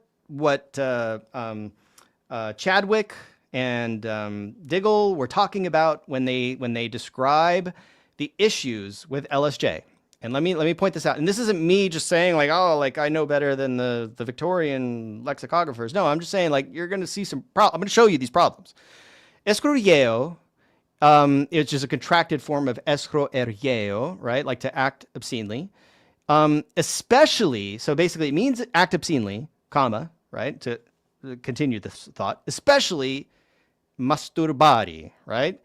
So they are glossing this verb as masturbate. And again, the LSJ entry is only as good as its ability to survive due diligence, right? If you fact check it, it needs, like, that source. So it's citing Sextus Empiricus, Pyrrhonism, book 3, line 206. And then there's the passive of ta escrugumena. So here's what I want you to picture. My expectation, if I look something up in LSJ, if I'm in a hurry, I'm just going to take its word for it, right? I'm just going to believe, like, okay, well, this verb must mean masturbari in that context, in Sextus Empiricus. So I expect that if I look this up in Sextus Empiricus, I am going to find a clear context where that's what it means. So there's going to be a character, and he's going to be performing this eschruria. He's going to be, eschrurii. That's going to be the verb. And like I can imagine a scenario that would support this definition, and this should be accurate, right? We'll see what Sextus Empiricus actually says. Now, I know this is kind of not very connected because we just surveyed the vocabulary. So now let's get into Hosea 4 and take a look at what LSJ means. Now, okay, let me back up. So this is what we saw. We saw that pornεία means prostitution, and that in the subsense, number 2, metaphorically idolatry, right? And it's pointing at Hosea 4:11 and Aliyah, right? So others, right? So other examples in the Septuagint. So again, not a Greek thing. This isn't, for a Greek person who is not a Hellenized Jew or a Christian, the association between pornεία and idolatria is not attested. And I can tell you that if it were attested, LSJ would give it to you. It would say Euripides uses the term pornεία, and what he means by it is idolatria, right? Or he means idolatry, right? If these were synonymous terms that encoded that meaning inherently, you would see it. The fact that you don't see it means that it is a biblical usage. And I don't think this should be that controversial, but again, I'm bracing myself for a wave of comments of people who think 2 + 2 = 5, and that's just not what's going on. And you could see it in Hosea 4, right? Pornian ke inon ke methisma edexato cardia laumu.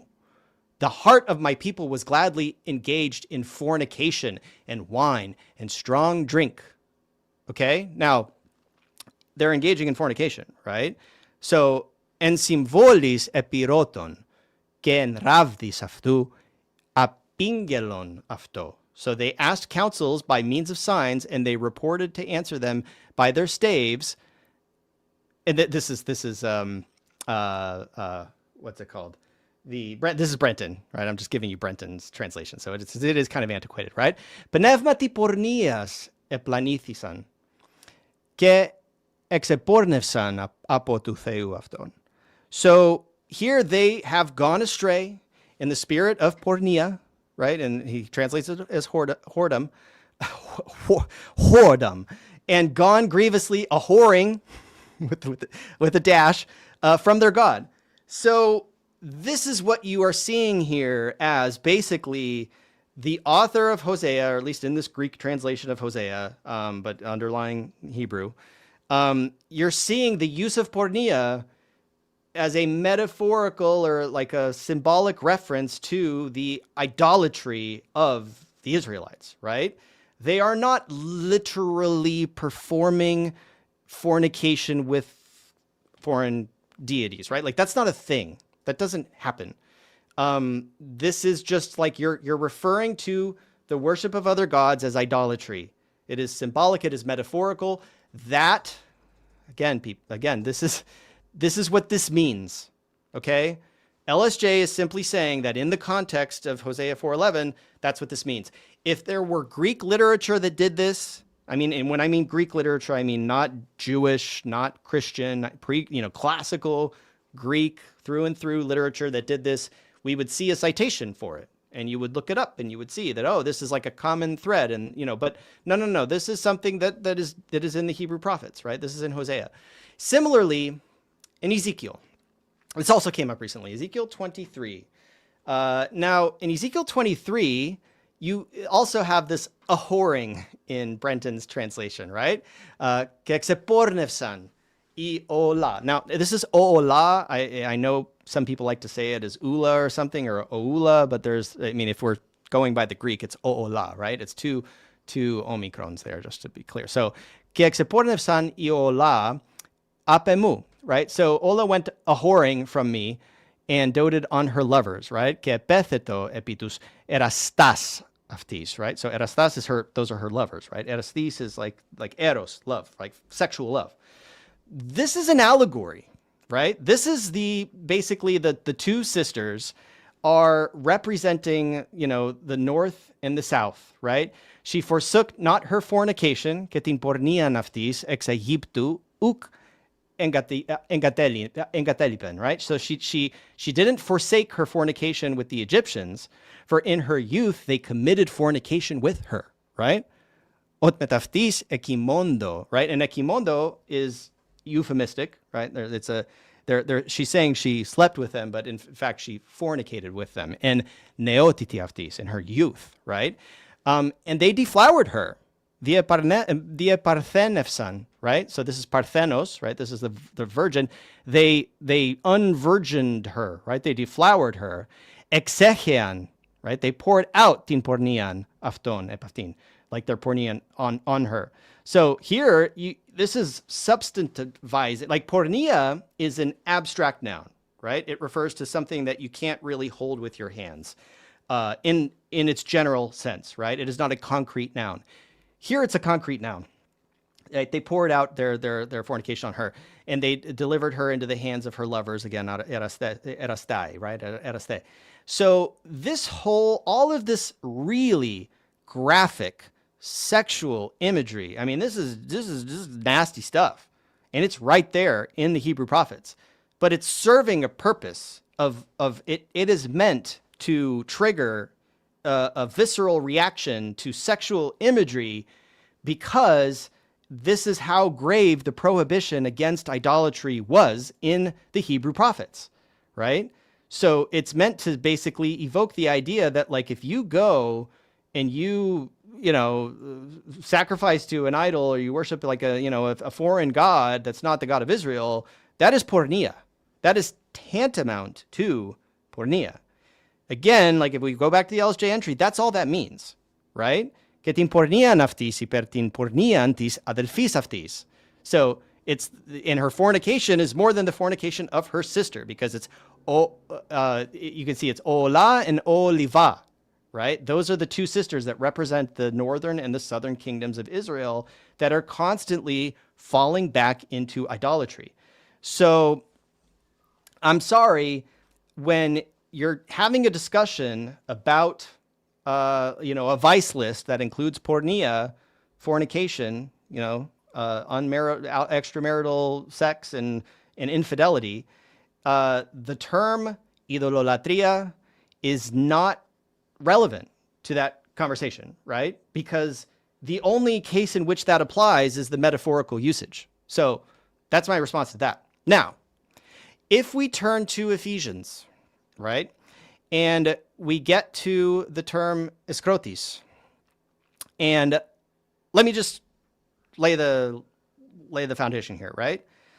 Ephesians has a rhetorical structure to it that is really only clear if you're reading it in Greek, right? So allow me to, like, I've color coded this and kind of illustrated it for you, because when you're reading it in English, it is not so clear.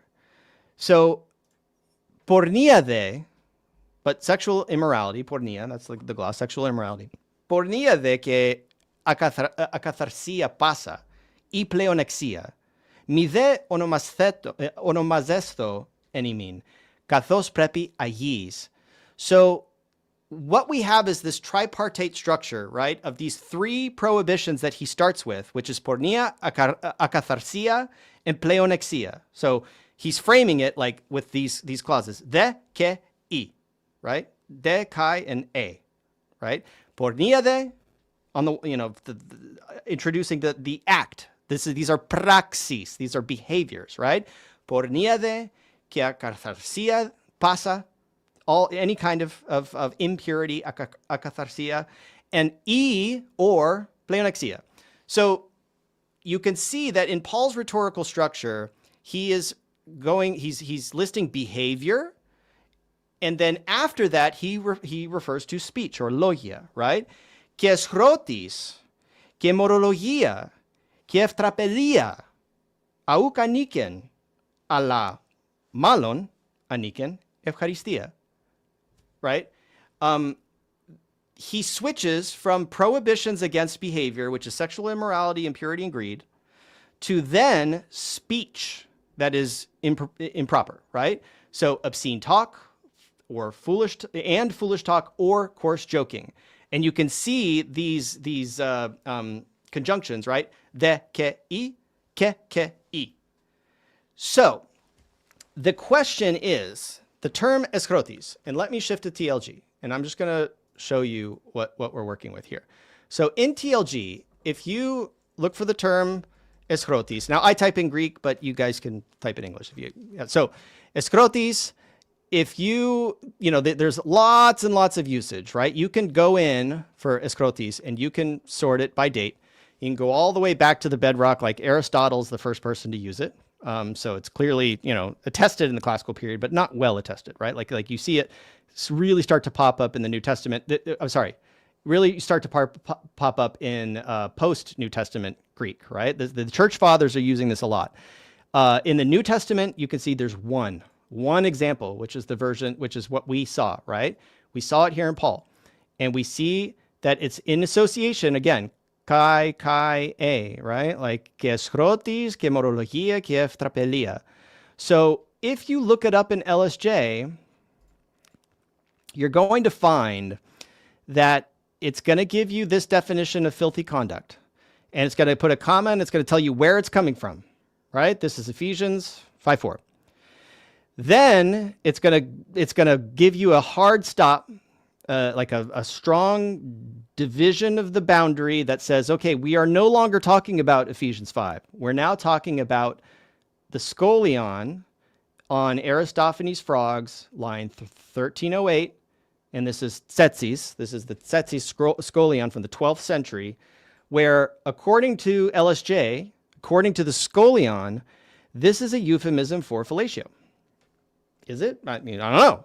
You got to click here on the Scholion to then open it up and actually fact check it. And that's what we're going to do, right? And unfortunately, this actually brings you to the beginning of the Scholion. So, if you're using LSJ, if you're using TLG, what you have to do then is basically this link is broken. This should be taking you to line 1308. It doesn't. It takes you to the top. So then, and this is like, look, I've done all this work for you, right? You don't have to do this. You don't have to take my word for anything. You come in and you're searching now within this author. This is how you use it. And then you search for the term eschrotis. And then you can get to where, here it is. It's, and this is 48. So in the TLG numbering system, this line is at 48, line 2, right? So this is the location of it here, because it's these indexes of like 48a. This is just telling you where to look in the original source that the Scholion is. The Scholion means commentary, right? Scholia, commentary, like comments. So Scholia. So he's pointing at this specific instance in Aristophanes' frogs, and he's saying epischrotiti, right? So he's talking about this behavior that, we saw it in LSJ said that this is a euphemism for fellatio, right? So we're going to look at that because you can fact check it. LSJ is only as good as its ability to survive fact checking. So we have to fact check it. That's our responsibility if we're students of Greek. So in the context of Paul, we can see that if you really look at this, if you look at his rhetorical structure, and this is backed up by basically every lexicon except LSJ. So this is backed up in Brill, this is backed up in BDAG. Even though eschrotis or aισχρότης can refer to obscene behavior or obscene talk, what is it doing here in Ephesians 5, 3 through 4? If you just really, really look closely and you read it in Greek and, model it off in English just for your sake, but I'm reading it in Greek here, I can see clearly that there are 3 prohibitions against actions and 3 prohibitions against speech. You're doing bad, stop doing bad things and stop saying bad things. That's it. That's what Paul is saying. So if you are in LSJ and you're looking at the first entry, number 2, filthy conduct, and you ask yourself, and you're thinking critically because you're not just taking the word of the lexicographer as some kind of divinely inspired source, and you're saying, is this right? Is this correct? I mean, like, if you look up Plato's Gorgias, right? I don't even have this here, but like, you're going to see that even this ugliness and deformity, when you drill down into Plato, it's being used metaphorically. It's not like a actual physical ugliness and deformity. So from the bat, if you fact check LSJ, you'll find that the first definition is actually not very precise. I mean, it's giving you a literal definition, but the citation it's giving you is actually metaphorical. So technically they should have put like in parentheses metaphorical, right? And you'll find that in Cambridge. Cambridge started from scratch. So Cambridge does not inherit the errors of LSJ. But I would say that that's a small problem, not necessarily a full-blown error. This is a full-blown error. This is just wrong. And it's just wrong because like it doesn't survive fact checking. It just doesn't. Like if you were to like let's just say that okay, αἰσχρότης, let's pretend that the LSJ is right and that this means filthy conduct, okay? So if I were to paste this in here and I make like let's just run with this assumption. Let's just say that αἰσχρότης here, it could mean either one. We have to adjudicate. What does it mean? Is it a bad deed or is it a bad thing you say? Could be either one, right? In modern Greek, this is αἰσχρότητα, right? This is a slightly different form of the word. It's obscenity. So does it make sense for Paul to say, hey guys, stop engaging in sexual immorality, impurity, and greed, like these things that you do, these are bad, and they shouldn't even be, they're so bad, they should not even be named, right? Mide onomazesto, right? They shouldn't even talk about them any mean among you, right? Because it's not fitting of Christian behavior, right? Kathos prepi ayis, right? It's not proper among the saints. And then he shifts, and now he's going to say, and also abstain from filthy conduct, foolish talk, and coarse joking. Is it within the realm of possibility that that's what he means? Like stop sleeping around? Yes, but he already said that with pορνεία. He already said sexual immorality here. Like he already said pορνεία, right? I mean, this is a euphemistic gloss. I don't know. This may be like from some, but he literally means, but this is like, depravity, right? Sorry, depravity. This is bad. This is licentiousness. This is like stop sleeping around. Stop sleeping around and stop sleeping around again. Really? Like I would, this has become clear to lexicographers after the Victorian period, like James Diggle, like the authors of the Cambridge Lexicon, where when you look up αἰσχρότης, you'll see that in the I don't remember Brill for sure points at this example in Ephesians. BDAG, that is focused exclusively on the New Testament, affirms this, that if you're choosing between the two options of dirty deeds and dirty words, Ephesians 5:4 is talking about dirty words, right? It's just, you can see that because he's pairing it up with foolish talk, coarse joking, right? Words. So it doesn't, filthy conduct is not a gloss that fits this conduct. It has to be filthy speech. It has to be obscene, shameful speech. That's just like, it just fits. It's just a square peg that fits into that square-shaped hole. It just works, right? I can't say for certain that if you went back and interrogated Paul, that he would, acknowledge this and say, like maybe he would say, no, I meant to just repeat myself. I meant that αἰσχρότης is the same thing as πορνεία. Now, in some contexts, αἰσχρότης is the same thing as πορνεία, right? αἰσχρότης is just sort of a euphemistic term for sexual impropriety. And nobody is denying that. So like people are going to probably clip this out of context and like, make fun of me for it and threaten to dox me and like all this stuff. Like, I'm sorry, like this is just what I'm able to like see. Like I just can't deny my lying eyes when I read this in Greek. And I've provided the English over here for you guys who might not know Greek as a convenience, but I don't need it. I can see it in the Greek. I see the structure. 1, 2, 3, don't do that. 1, 2, 3, don't do that. The first grouping, praxis, it's behavior. Second grouping, logia, that's speech.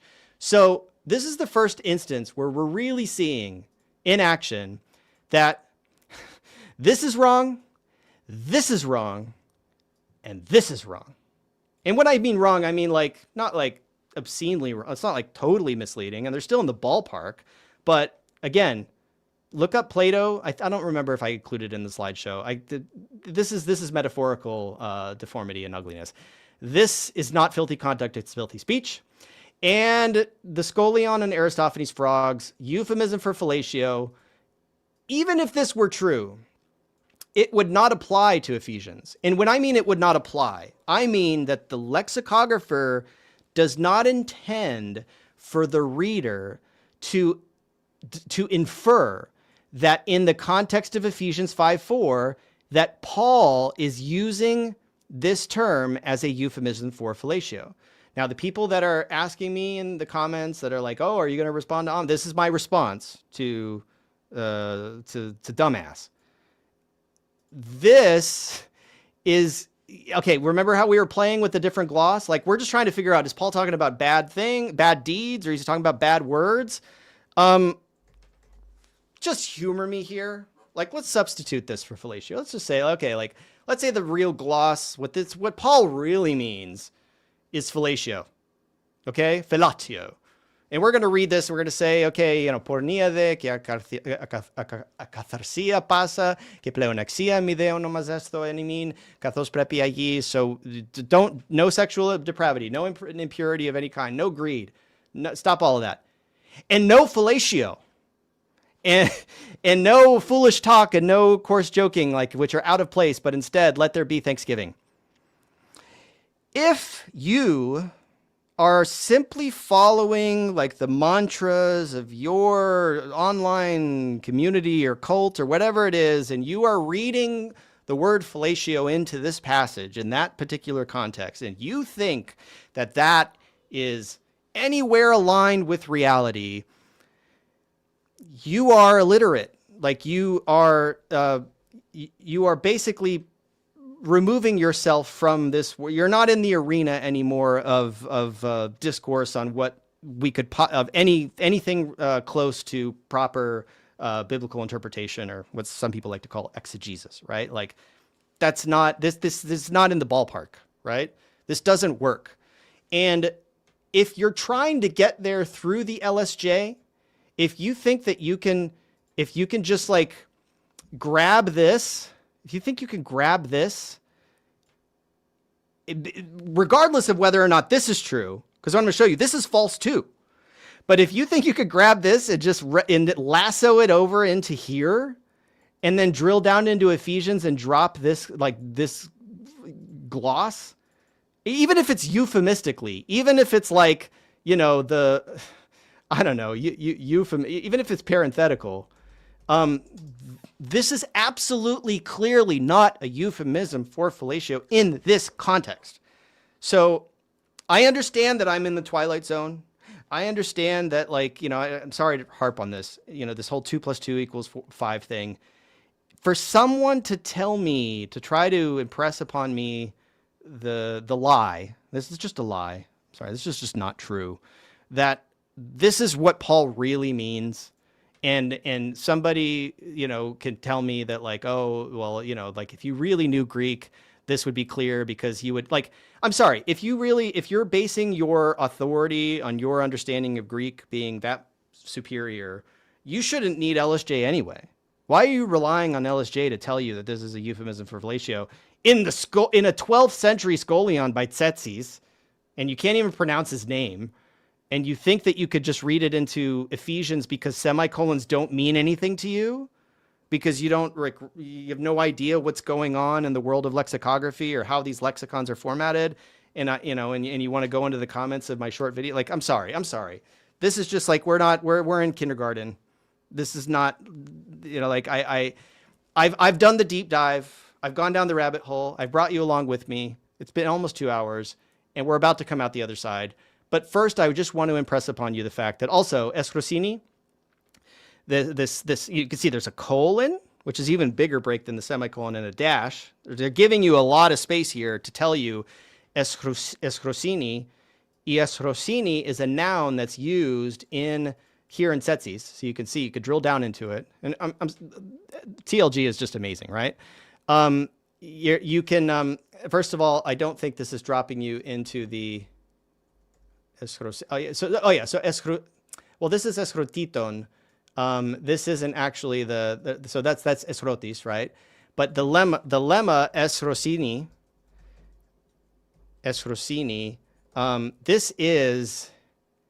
it occurs here in Tzetzes. This is eschrosini, right?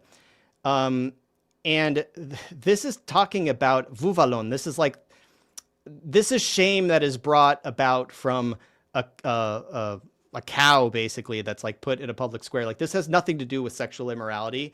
And the thing about eschrosini is that it's actually, where is it? It's hapax legomena. This is the only place it occurs. It's 12th century. It's not like the older form, right? Somebody said it's the older form. It's like the exact opposite. It's not the older form. It's the later form. So the question then becomes, okay, so we've established that like the first definition is a little wrong because it's supposed to be metaphorical. The second definition is a little wrong because it's not conduct, it's speech, right? We saw it. We saw it. You saw it with your own eyes, right? Unless you have the veil of deception over your eyes, like you could just see it, right? I think most people could just see it. And then you see, and then you come into this commentary, and this is a few layers deep because this is Tzetzes. This is a 12th century commentary on Aristophanes' frogs, and according to LSJ, and again, we're not at, this didn't drop us into the reference, so we have to do a little digging. I put it in the slideshow. So if we're taking this at face value, we must assume that according to the commentary on Aristophanes, he is saying that Aristophanes uses this term as a euphemism for fellatio, or he's saying himself that it's a euphemism for fellatio. We don't know. We haven't read it yet, right? So let's take a look at, we're going to skip over Sextus Empiricus because I know I'm kind of bouncing around, right? I'm sorry. This is Aristophanes' clouds. This is clouds. We got to look at Aristophanes' frogs. Did we look at Aristophanes' frogs? Oh, wait. Sorry. Frogs. Did I not get this? Anyways, let me actually pull it up on Wiktionary for you. That's what I'll do, because I didn't get it in my slideshow, but we can see it on Wiktionary. So here you can see eschrotis, broken down with quotations, a little different from LSJ, right? You can see the number one sense is ugliness and deformity, just like we saw in LSJ. We can see that ethics, metaphysics, the disordered and misshapen condition of the soul is backed up. Here we go. So here's Plato, and you can see asymmetrias de que eschrotitos yamusan tim psychin. So, and he saw the soul filled with disproportion and ugliness. The soul is filled with ugliness. That's metaphorical. That's what I meant, right? Like just saying that it's ugliness is like, Wiktionary does a better job here because it's referring to ethics and metaphysics. This is like internal ugliness, right? This isn't on the surface. So LSJ didn't really do a good job at conveying what that actually was, but I'll give them some credit. I'll let them off the hook for that one.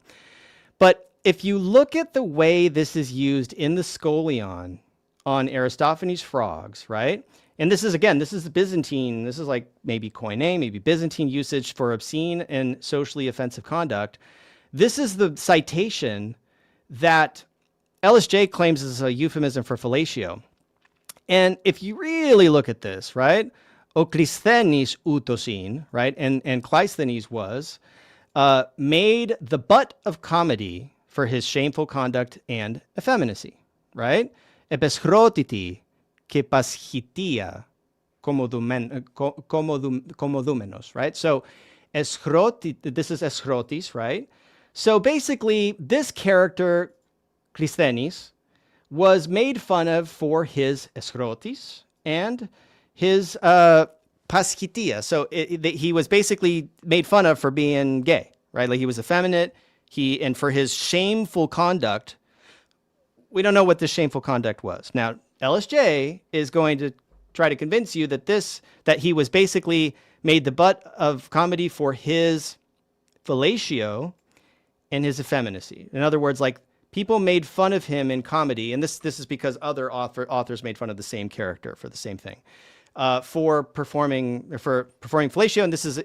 And again, what it means by euphemism is it means that literally this means shameful conduct, but in the actual context, what it's referring to is specifically this word philology, right? But if you look, to the cryptomenon, to schemati the dilumenon, noin estin eschros. Okay, so here's the adverb eschros, to epivatevin.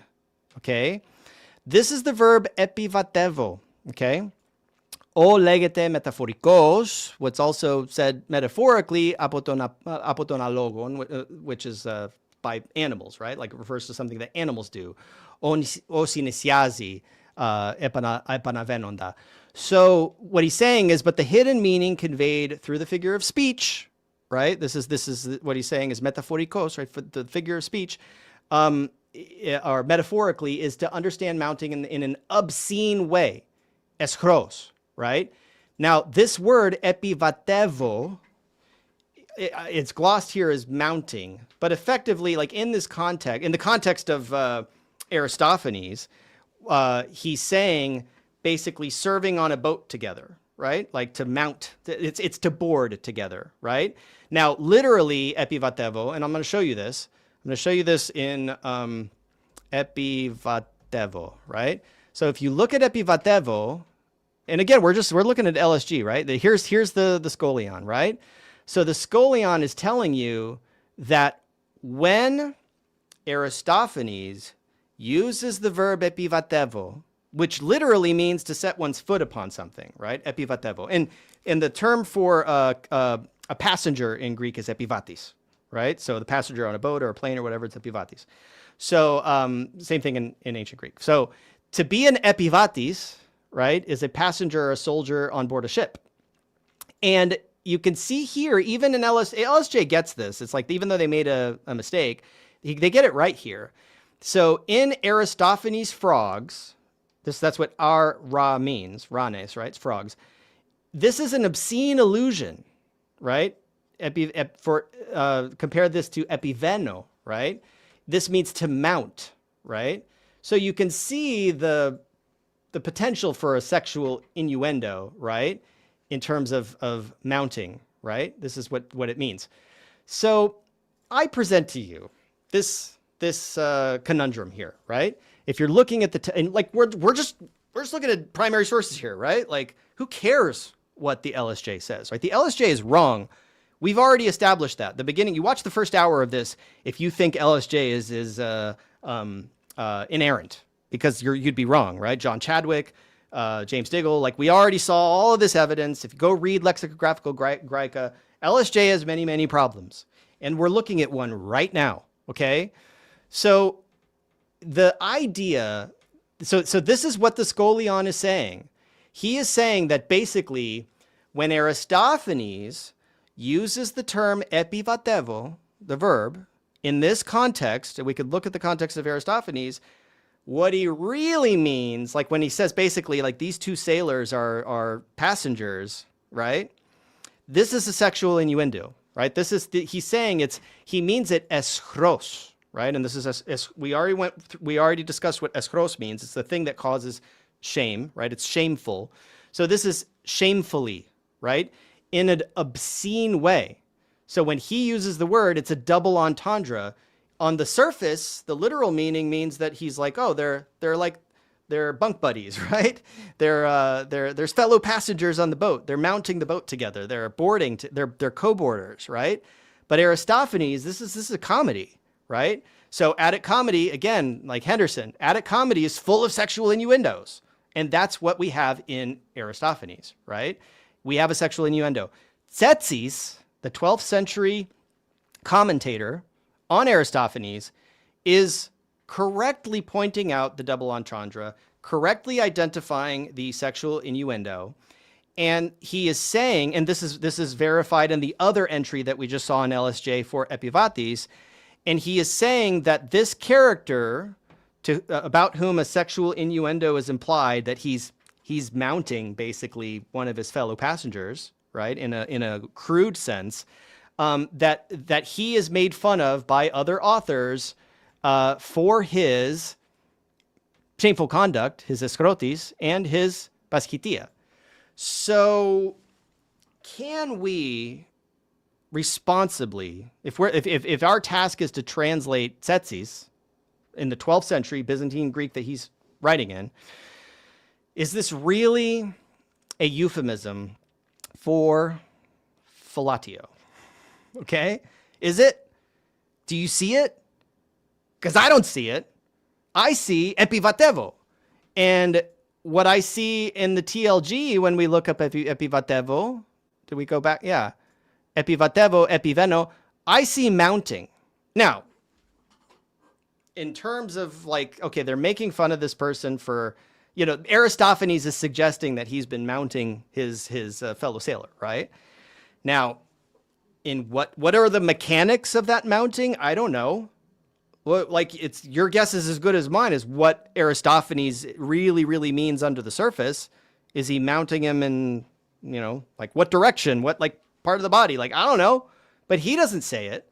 So does TLG really have the leeway to come in to, again, we're back to square one, right? We're looking up aîsχρότης, euphemism for fellatio in Scholion and Aristophanes. Now I'll tell you that the assumption that was made in this debate, right? Like Dr. Luke Gordon said, that according to the scholiast, according to Tzetzes, Aristophanes uses the term aîsχρότης as a euphemism for fellatio. Now we saw exactly what he says, right? This is what the Scholia says.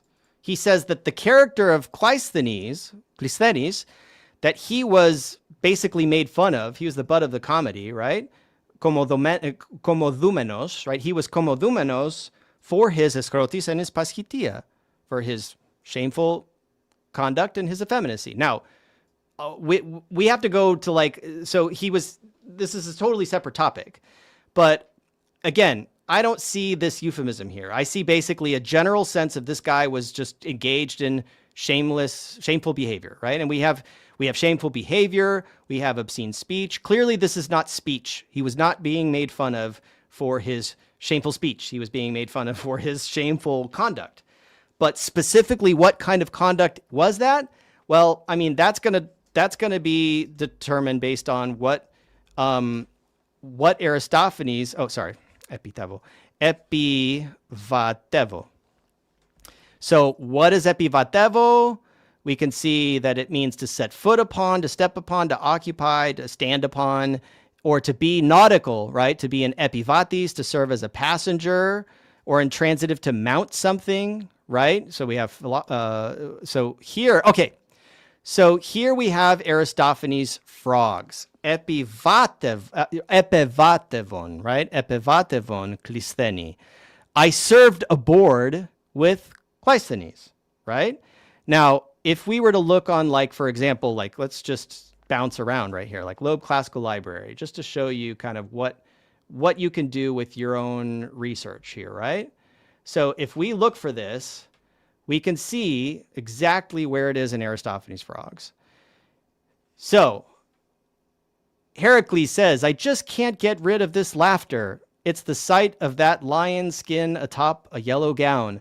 What's the idea? Why has a war club joined up with ladies' boots? Where on earth have you been? And Dionysus says, I was serving topside with Cleisthenes. And did you engage? Sank some enemy ships too, 12 or 13 of them. Okay, so this subtle little tiny line, I just want to point out, Aristophanes has not used the term aîsχρότης. It's just not there, right? So the idea that like the scholiast is explaining what Aristophanes means by this word is demonstrably false. If you go, I'll spare you the trouble. Like if you go and look in the TLG, you won't find it. He doesn't use that word, right? He uses the word epivatevo here, right? And even if you look at this footnote, you can see perennially this character of Cleisthenes, this Cleisthenes character is perennially teased for effeminacy, and he's a character in Women at the Thesphophoria, right? So this is like, he is the butt of lots of jokes for being gay. And when Aristophanes uses this verb, he doesn't mean it in the literal sense of we were, I was serving topside. I was basically on the same boat as this guy in the military, right? We were bunk buddies, right? He doesn't mean literally they were bunk buddies. He means something else. Now, the specifics of what that is, we've seen the primary sources. We've seen Aristophanes. We've looked at what the Scholia says. Tzetzes. We looked at what Tzetzes says. I'm sorry. This is like, if you're taking a red pen to the LSJ, it's just not, it's not there. We looked for it. We gave it a good shot. I was open to it. I initially thought, I always assume, if I look something up in LSJ, I'm going to just assume by default, I'm just going to be generous and assume that they must be talking about, what it must be true, right? I always give TLG the benefit of the doubt. But if I look it up in Brill and I find that the assignment of the meaning of remember what James Diggle said. The definition is just sort of the general sense that they give that could be applied in different contexts. The translation is the contextual meaning, right? That's what filthy conduct's here. This is a translation by the LSJ applied to the Epistle of the Ephesians, and it's wrong. And if you look it up in Brill, you're going to see it's not filthy conduct, it's filthy speech. And if you look it up in BDAG, you're going to see it's not filthy conduct, it's filthy speech in that context, okay? Then you have a semicolon, boom, you're done with Paul. You're not reading Paul anymore. You're reading Tzetzes. And what does Tzetzes say? Tzetzes says that Cleisthenes was made fun of for his filthy conduct. So effectively, what you have, and this was demonstrated recently by somebody who was very, very antagonistic towards Dr. Luke Gordon, and here's my response to that. There are additions to the LSJ, for example, the middle little, that is the contracted, it's the redacted version of LSJ that's shorter, right? And there's an even smaller version that don't provide as many citations and examples, right? It's just condensed. And there are older editions of LSJ. LSJ is not a biblical Greek dictionary. The Bible's just not in its original scope. You can tell it's based on older German scholarship. And again, that German scholarship, as you saw, was like already starting to sort of bifurcate the two different lexicographical traditions between classical Greek and biblical Greek, or the Greek of the Bible. I don't like the term biblical Greek. So filthy conduct in another edition of the LSJ that is being circulated online is somehow superior to the newest edition of the LSJ, which is just ridiculous. But let's just go with that. Okay, so the older edition of the LSJ has filthy conduct. It doesn't have Ephesians. Just doesn't include it, right? It doesn't cite the Bible. It's outside of the scope. This has been added in, right? Or it's been taken out, either one. So in that entry, it says filthy conduct, comma, euphemism for fellatio scholius, right? It doesn't have a semicolon in that particular entry because there's no need for it, because Paul's not there. So there's no need to erect that division, right? And if you look at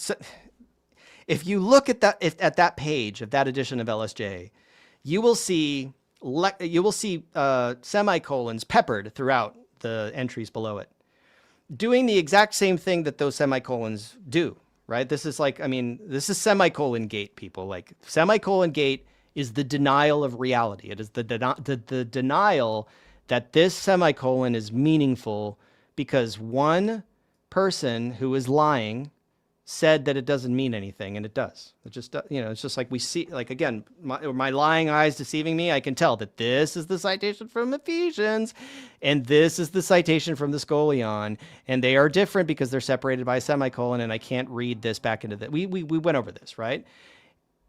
But if you didn't have this in that edition of LSJ, if you take away Ephesians and you're just left with like a comma and then the Scholion, at the very least, filthy conduct is what the scholiast is referring to. That's what Tzetzes is referring to. Tzetzes is saying that Cleisthenes was made fun of for his filthy conduct and effeminacy, right? Not for his fellatio and effeminacy. I mean, they're saying it's a euphemism for fellatio. That's what LSJ is claiming Tzetzes is saying. But we saw what he said. He's talking about Aristophanes' use of epivatevo, and that means to mount. So, and even when you go into the LSJ entry for mount, you don't find fellatio. So, I'm sorry. It's just like, it doesn't check out, right? This isn't me pretending to be an expert because I know a little bit of modern Greek and like, oh, I'm just like, you know, like, I'm just taking you on this journey with me. I did the fact checking. I looked this stuff up and I can see that αἰσχρότης is not even used in Aristophanes. So these two people with PhDs in classics who can't be bothered to actually look things up and figure out what these original sources are saying, they pull up LSJ and they say things about it that are apparent from, you know, like they're just taking the entry at face value. And most of the time, if I value my time, I'm not going to like dig through every single citation and cross-check it against Cambridge and cross-check it against Brill to see if the LSJ is reliable, right? Like most of the time, I don't need to do that because 95% of the time, like LSJ pretty much nails it. But, you know, this is the work that really the professionals should be doing. But this is the difference between me and a professional classicist, is that the professional classicist feels like he or she can just phone it in because they've been doing this for a while, right? Like, I mean, I could probably phone it in a lot easier with Russian, right? Like if you ask me a question about Russian, I have a degree in Russian, whatever, like, yeah, that means that. Well, if I crack open the Большой толковый словарь of like the big Russian dictionary and I look something up, I may correct myself. Like I may, you know, but then again, but I've already said that, right? Like, so like, I'm not an academic. I'm not credentialed. I don't have a reputation to defend. You know, like if somebody wants to say that I made a mistake here and no, LSJ is actually really correct, it's up to you to then drill down into Ephesians and the Scholion and then Aristophanes. And like, that's a lot of work. So I did the work. I look, you know, like I am deferring to the primary sources. The primary sources are the authority. Not LSJ, not Cambridge, not BDAC. None of, you know, it's like, unless you can drill down and find the primary sources, you're lost. Now, I want to give you another example, yet another example. If we look at this, so Sextus Empiricus, let's just like, I just have to, I'm venting right now, right? Like this is a problem. So, Sextus Empiricus. Sorry, let me get to Sextus Empiricus. Okay, so a lot of serving topside. I mean, yeah, exactly. Okay, so Mandy, thank you for chiming in. So yeah, if you're serving topside, all I said was, look, like I can't really see that this is fellatio, right? Like, so I think Mandy's right. I can't say for certain that he's right, but you know, we can't get into the head of Aristophanes. That's the thing, is when you're making an innuendo and you're saying, oh, he was doing the nasty, like, what does that mean? That could mean a lot of things, right? That's what euphemisms are. They're sort of vague references, but it sure sounds to me that Mandy's right. And, you know, and I bet like, you know, Henderson would probably back this up with examples, right? It's just like, if you can find multiple examples of mounting being used as a sexual innuendo, I would really throw in my money on, you know, on it meaning exactly what he says, right? So the idea that it would mean fellatio requires like additional layers of assumption that I honestly think that, again, LSJ, I can't necessarily blame Liddell or like Scott or like any particular, you know, lexicographer for this, because as John Chadwick identified, as we established in the beginning of this whole video, LSJ has problems, right? Like Chadwick identified it. Like it has problems that it inherited from the Germans, that were inherited from the Etymologicum Magnum, that were inherited from the Greek grammarians of the Hellenistic period. This is not a clean stream of transmission. This is, in some instances, garbage in and garbage out. So if somebody wants to do the work of figuring out who's to blame for this confusion, go read the original German version. And I'll show you, like, okay, so here we have the timeline, right?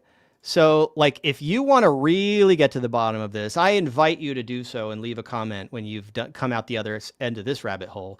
But look up that entry in Passau in the German, right? What did he say? I haven't done that legwork, right? And I doubt any classicist is going to do it. Look it up in Passau and see what did Passau. Is that where it originates?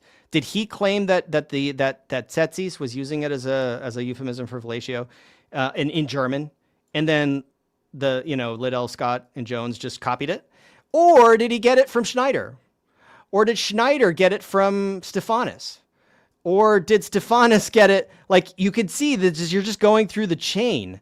Did it originate in the Etymologicum Magnum? Right? Like, we've established that it's wrong. We know it's wrong.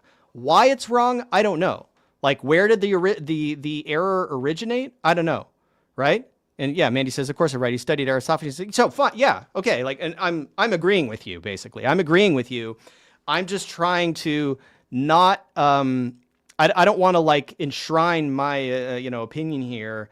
Like, maybe mounting.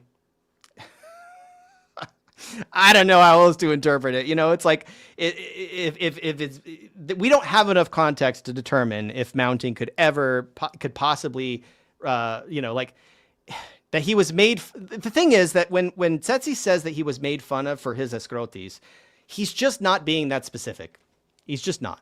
And let's just see another example, right? So we saw that whole chain, right? If you want to lay blame on the LSJ, you have to figure out, was the error introduced in LSJ or was it introduced in Passau or Stephanus, right? We don't know. We're not going to like do all that work.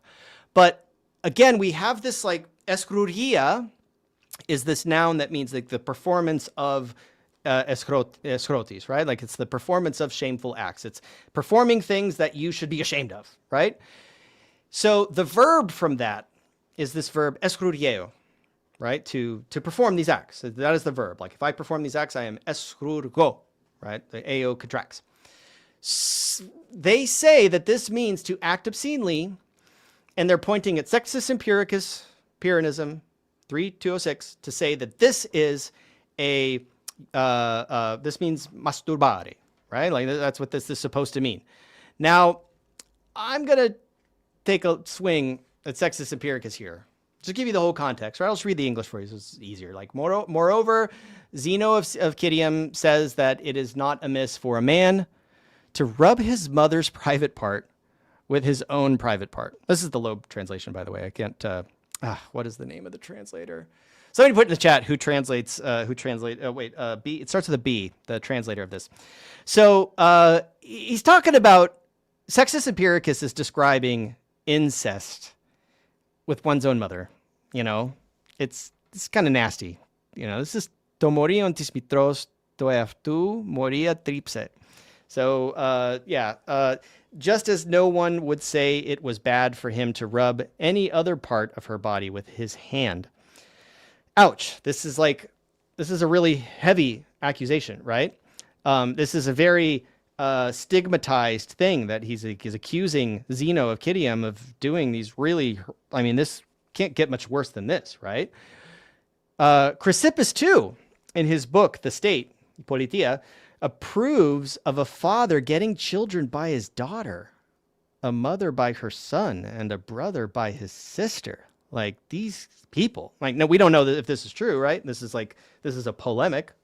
But geez, so in Plato, footnote, in Plato, and Plato in more general terms has declared that wives ought to be held in common.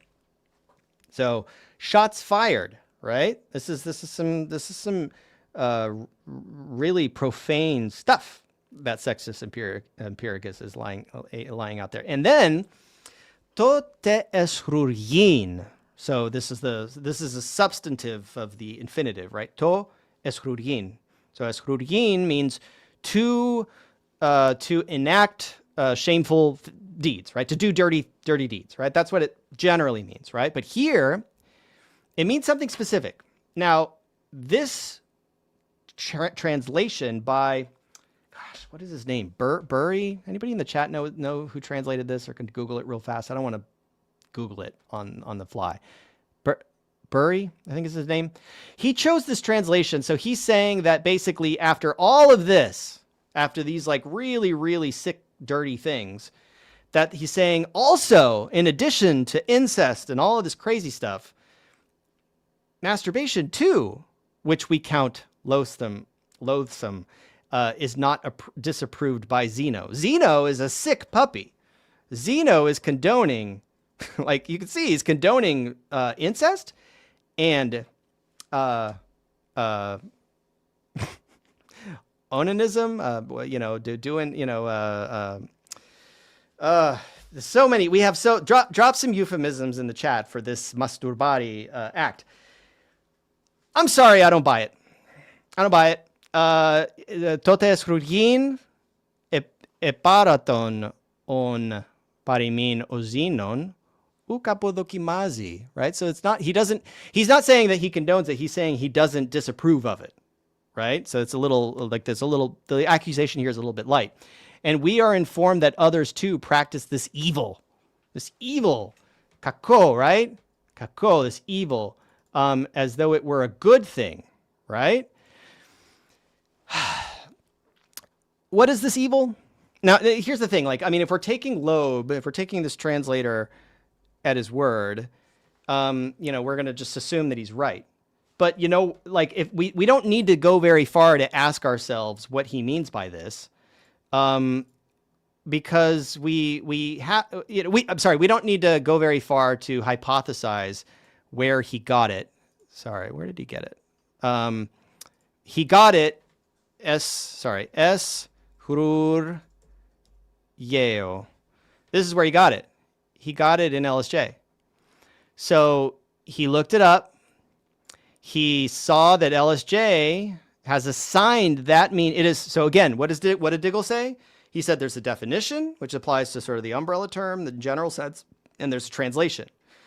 LSJ gives us a really concrete translation to act obscenely, especially masturbari, right here in Sextus Empiricus. So if you're the Loeb translator and you've had a long day and you get to this verse and you say, and you see this here, and it's a totes chrurgin eparaton on parimin o Zeno nuka apodokimazi. So Zeno doesn't approve of this, okay? And we are informed that others too practice this evil, kakos, right? To kakon, as though it were a good thing. What does he mean? What is Sextus? What is this act that is like, after listing like, incest with one's own mother and like having babies with relatives and having multiple wives, polygamy and all this stuff. And then you get to like totes rurgin, I can tell you one thing, it's not fellatio, right? I mean, that's not even on the table, right? That's not on the menu. So as somebody who knows Greek, like eskrugin, we can point to something that has also been brought into this conversation, which is glottodipseo, right? And the interesting thing about glottodipseo is that this is, and by the way, we at the very early on at the 1 hour mark, we looked at the verb lekazo, which literally means, that's not euphemistic, right? That literally means to give, to perform fellatio, right? Perform fellatio. Glottodipseo means basically to, do stuff with the tongue, right? So it says Latin is fellare, which comes from the verb to kiss, right? So it's some tongue action, right? And we can see even here, it's like glottismos is a big kiss. So it's citing a text that basically like, okay, here's my theory. I think that in terms of the culture, right? If we're really looking at the culture, and I would be happy to be corrected on this, if somebody is like a really well-trained classicist who is willing to put in the work and look into this and just figure out whether Loeb is correct here. But if Sextus Empiricus is going through all this stuff about incest and more incest and having kids out of incest and polygamy, and then he gets to this part where he's talking about this other evil practice that is practiced by other people, and Zeno doesn't disapprove of it. I mean, if I really had to take a guess, I certainly would not, I would not do this. I just wouldn't. I wouldn't jump to TLG as we've seen, you've seen it, I've seen it with our own eyes. TLG makes mistakes, right? So I would not, this is the first thing I would do. I would look it up. I would say, okay, well, according to TLG, it's like, this is what that means in this context, right? So if I've been hired by the Loeb Classical Library to translate Sextus Empiricus, the safe thing for you to do is just grab LSJ, take this gloss in LSJ, plug it in here, and then update it to modern English and call it a day and move on. That's your safe bet. That's what you're probably going to need to do. But I don't know. If I'm looking at this, I see, I bring into consideration the fact that at least in the Byzantine period, there is an association, and I'm going to show it to you, because people are pointing this out as if it's like definitive evidence that eschrotia refers to, refers to fellatio. And they're doing it because they're pointing this out. So Etymologicum Magnum, remember what this is, right? We saw this in the beginning. Etymologicum Magnum is a Byzantine lexicon that's trying to build upon the work of the Hellenistic lexicons that eventually fed, was then downstream, fed into the lexicons we have today, including LSJ, which have mistakes in them that were inherited from the Byzantine period. It is glossing glottodipsine, right? Like the tongue action, basically. It's saying that what does tongue action mean? What does performing things with your tongue mean? It's dirty deeds, right? It's performing dirty deeds. It's eschrotin. That at least according to the Etymologicum Magnum in the Byzantine period, these were already really closely associated, right? You were the performance of a sexual act with your tongue. Yeah, it comes from tongue, right? Was the same thing as performing, the shameful acts, right? It gets increasingly sexualized over time. You can see this. This is what I've traced, right? Like when you get into the patristics and you get into later, especially Byzantine Greek, this whole shameful act thing, the obscene acts do more increasingly take on sexual connotations. So I would go out on a sorry, not glossa, cunnilingus, right? How do you spell it? Tell me in the chat if I spelled it wrong. What is it? Cunnilingus. Ah, there we go. Okay, so basically, I would venture to guess this. If we're really, this is a cultural question. What in the world was Zeno so, what made this dude such a pervert, according to Sextus Empiricus, right? I mean, the dude, he was cool with incest, and he also didn't say anything bad about cunnilingus, right? I think in this culture, and I could be wrong, that's probably more likely to be what's meant by totes rurgin eparaton on parimin. But I sure as heck do not think that this is any way, at least just in this context, I don't think this makes sense. Now, if you could show me a bunch of sources that prove that in this context, no, you don't understand the cultural stigma against, self-pleasure. If that were the case, then I guess maybe that's what the translator has in mind. Maybe that's what the TLG and or Passau and earlier lexicons had in mind with this association. But I can tell you what, I don't see any other primary sources that can actually definitively allow me to hang my hat on this translation, where the verb eschrugeo, or the substantivized version with the infinitive to eschrugin, that this just means that. It just doesn't mean that. Okay. So that's moving on. Now in Aristophanes' Clouds, we get this idea, moving on to another term that's closely related, eschropia. Now, if you look at TLG, and this is just this is this word family of eschrotis, right? Because a lot of people are now pointing to this word family and showing that because later Greek, I'm bound in my, okay. Later Greek starts, you can see this is Epiphanius, right? This is all in Epiphanius. We have this eschropia. So when it comes to like, well, what does he mean by it? Like, what does it mean in this context? Because we don't have classical precedent, right? We don't have Hellenistic precedent, like early Hellenic. We have late Hellenistic Byzantine precedent for aισχροπία, the doing of these dirty deeds, right? As again, this euphemism for fellatio, right? So this is supposedly supposed to be backed up. Again, we're just fact checking LSJ. That's all we're doing. We're not taking it. We don't take the LSJ at its word because we know that it has errors. So you can take it as at its word by default, but if you really, really want to do the work, you have to drill down into the Scholia. We don't get the exact citation, so I'm giving it to you, right? This is the citation. So the Scholion on Aristophanes' Clouds, 296b, is referring to these tragodemones, right? The hapless poor devils is like you might see it translated, right? The hapless comic poets, right? Ikomiki. That's what he's referring to. He's referring to them as these poor devils. Parato kakodemones, right? So it's a parody on the ill-fated. So he's basically saying that tragodemones means the same thing as kakodemones. Epipoliti αισχροπία εχρόντο. So they made use of a great deal of obscenity or shameful acts. In other words, the comic poets, the comedians, right? Like Aristophanes, he's commenting on Aristophanes, right? That Aristophanes basically has a lot of obscenity. And what he doesn't mean there is like he has bad words, right? They they're very careful. Like they use double entendres, right? They use euphemisms. What he means is he is depicting characters performing obscene acts. Is it fellatio? Like again, we're just looking at LSJ and like, the LSJ said that this was a euphemism for fellatio.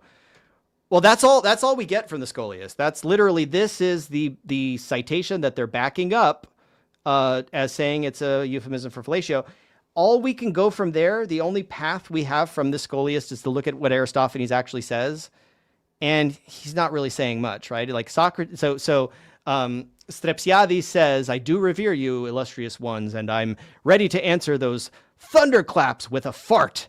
That's how much I fear and tremble at them. And right now, if it's sanctioned, and even if it isn't, I need to shit." And Socrates' response is, "Don't be scurrilous and act like those hapless tragodemones comedians," right? Those hapless comedians, tragodemones uti. And the Scholiast is explaining to you what the tragodemones are, right? They're the comedians. So the comedians is an interpretive gloss. Now keep silence, for a great swarm of gods is on the move in song. Now, another claim that has been made recently is that translations never embellish or elaborate anything right here. But the word, just so you guys are aware, comedians, Socrates doesn't mention comedians, right? This was inserted. This is like this is in the Loeb translation. The Loeb translation is good, but trigodemones is not a common word. It doesn't have a one-to-one translation into English, so the translator is forced to turn it into two words for English readers to understand what's saying, and so it becomes hapless comedians. So the translator is making something explicit with, he's taking one word in Greek and turning it into two words. This is normal. This is called translation expansion. It's what happens in the Septuagint when they're translating from Hebrew. So the whole idea that doesn't happen is also false. So I think you guys get the point. I've illustrated it with several examples. The LSJ assumes in at least three examples that we've seen that there are all these words that are euphemisms for fellatio. And we did, and they're in this family. They're in this word family of αισχρότης, αισχροπία, αισχρουργία, that clearly, if you look at the classical examples, that's, it's like they're leaning more towards like moral impropriety, vulgar speech, maybe vulgar, it's just general, like it's just dirty deeds. These are bad things. These are umbrella terms. This is euphemistic. Later, when we get into later authors that are not in the scope of a lot of these lexicons, what you start to see is that the dirty deeds becomes like much more sexual. in a Christian context, right? Like this, the scope of what that umbrella term could potentially mean or refer to gets kind of narrow. And this is where the whole thing came up of like, what's going on in Epiphanius, right? And look, I mean, I know that this is like, you know, it's kind of nasty, right? The whole point here is like, this is a, how do I get this slideshow that works so I can, I think I just have to do it this way. This is a polemic.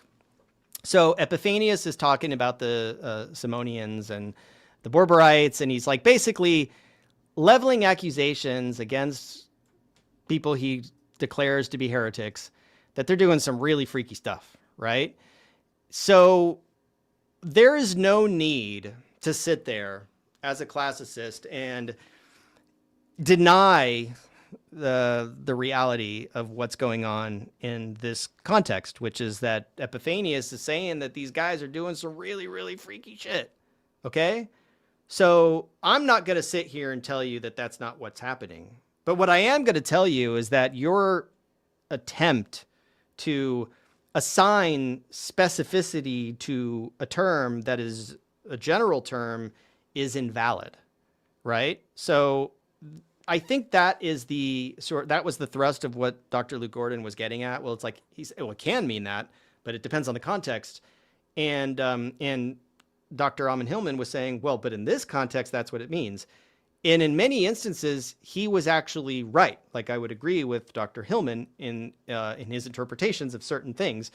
So it's kind of this, and this was the debate tactic, was to just sort of get Luke on the defensive and get him to sort of like struggle, because Luke knows the plain facts that I've already illustrated here, which was just that like we've surveyed all the sources. We've covered all this ground in this live stream.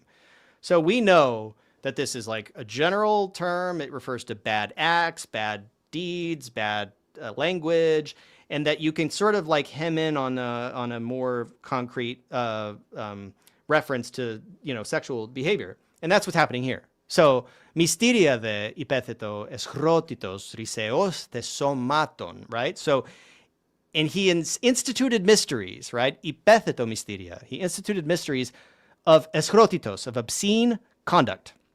Okay? Not fellatio. Sorry, that's like, it's just not, it's not a person who performs fellatio. It's not the act of fellatio. That's not what's happening in this context, right? And bodily emissions, right? That's a separate thing. Right? So it's that's what the te is doing there, right? It's saying eschrotitos, riseoste, and the emission from the body, right? Those are two distinct things. Like there's this bad behavior and then bodily emissions. That's what he's referring to. That's what these crazy heretics are doing in his characterization. What they were really doing is a different question, right? So to put it in more restrained terms, right? Opos semnoteron iphigisomen, right? So iphigisomen. So semnoteron is like a bit more. He's gonna walk it back a little bit. Of men, on the one hand, right? Andron men, by means of discharge, diatis aporias, discharge, and that was something that Dr. Luke Gordon was asked. Like, does this mean, you know, semen? Yeah, it does, obviously. So I can't really defend that, right? I can't push back. That's just a fact. That's just a brute fact, right? Like 100%. Ginekonde diaton kathethismon, right? So according to custom, kathethismon, through the collection of their eminion, right? Of their menstrual blood. There's no blood here. It doesn't mention blood, but you have to pay attention to the fact that these are two different things that he is characterizing as the mystery that they were initiating, right? On the one hand, you have the men's emission, and on the other hand, you have the female's emission. Those are two separate things. There's blood and there's semen, right? We've opened the bag now, right? We understand that we're talking about obscene acts, right? That's what Epiphanius is talking about, being gathered together into certain mysteries. So they're mixing. So here we get the instance where he refers to eschrurgia, right? Prunikon de ali timon destina, right? Others honor a certain prunikos, right? That's prunikos. Just as these people in a mythical manner, again carry out their own passions in accordance with this notion of eschruria, right? Shameful practice. Saying, we collect the power of prunikos from bodies through the flowing emissions and semen and menstrual blood. This is disgusting stuff, okay? But I want you to just clearly see this. Eschruria in this context is not specific about what the acts are. What is specific about what the acts are is that they involve collecting the power of prunikos from bodies through two things. Goni, semen, right? And kataminion, right? Kataminion, right? So it's goni, kataminion. Those are the refste, right? The refston, the flowing emissions. So the emissions is a compound of those two things, blood and semen. Blood does not and cannot mean semen, even like allegorically or whatever, metaphorically. In this context, certainly doesn't, because they're talking about two different things. That's why I've used these two different colors, right? Blue represents semen, red represents blood, purple represents some combination of the two, right? And all of this is being denounced by Epiphanius as eschruria, right? It is a shameful act that they are performing by doing all this perverted stuff. Sorry, not fellatio. It's just not specifically fellatio. I'm not saying that it's like, oh, this is like they're all playing patty cake here. No, like Epiphanius is railing against these people. This is a polemic, but it's just not what you're imagining it's happening. Like you're being misled. You're being lied to. Eschinome, I am truly ashamed, right? Eschinome, that's what this verb is. This verb is rooted in the same family. This is in the same word family, eschinome, eschini, shame, right? And he's ashamed to even mention it, right? And they are not ashamed, right? Uk eschinonde, they are not ashamed to perform these eschrurgimata, right? These obscenities. If we could, this is not, the thing is, yeah, if you're a classicist and you're really, really deep into the classical sources, this is not on the menu, right? Epiphanius is not a common source. So I get it. There's a tactical reason for trying to divert that entire debate onto one source, because I think, Hillman basically saw the soft underbelly of Dr. Luke Gordon not knowing Epiphanius, not being willing to really roll up his sleeves and dig into it, and being instinctually defensive of what he probably anticipated being maybe a misrepresentation of this text, because so many other texts have been misrepresented in this discussion.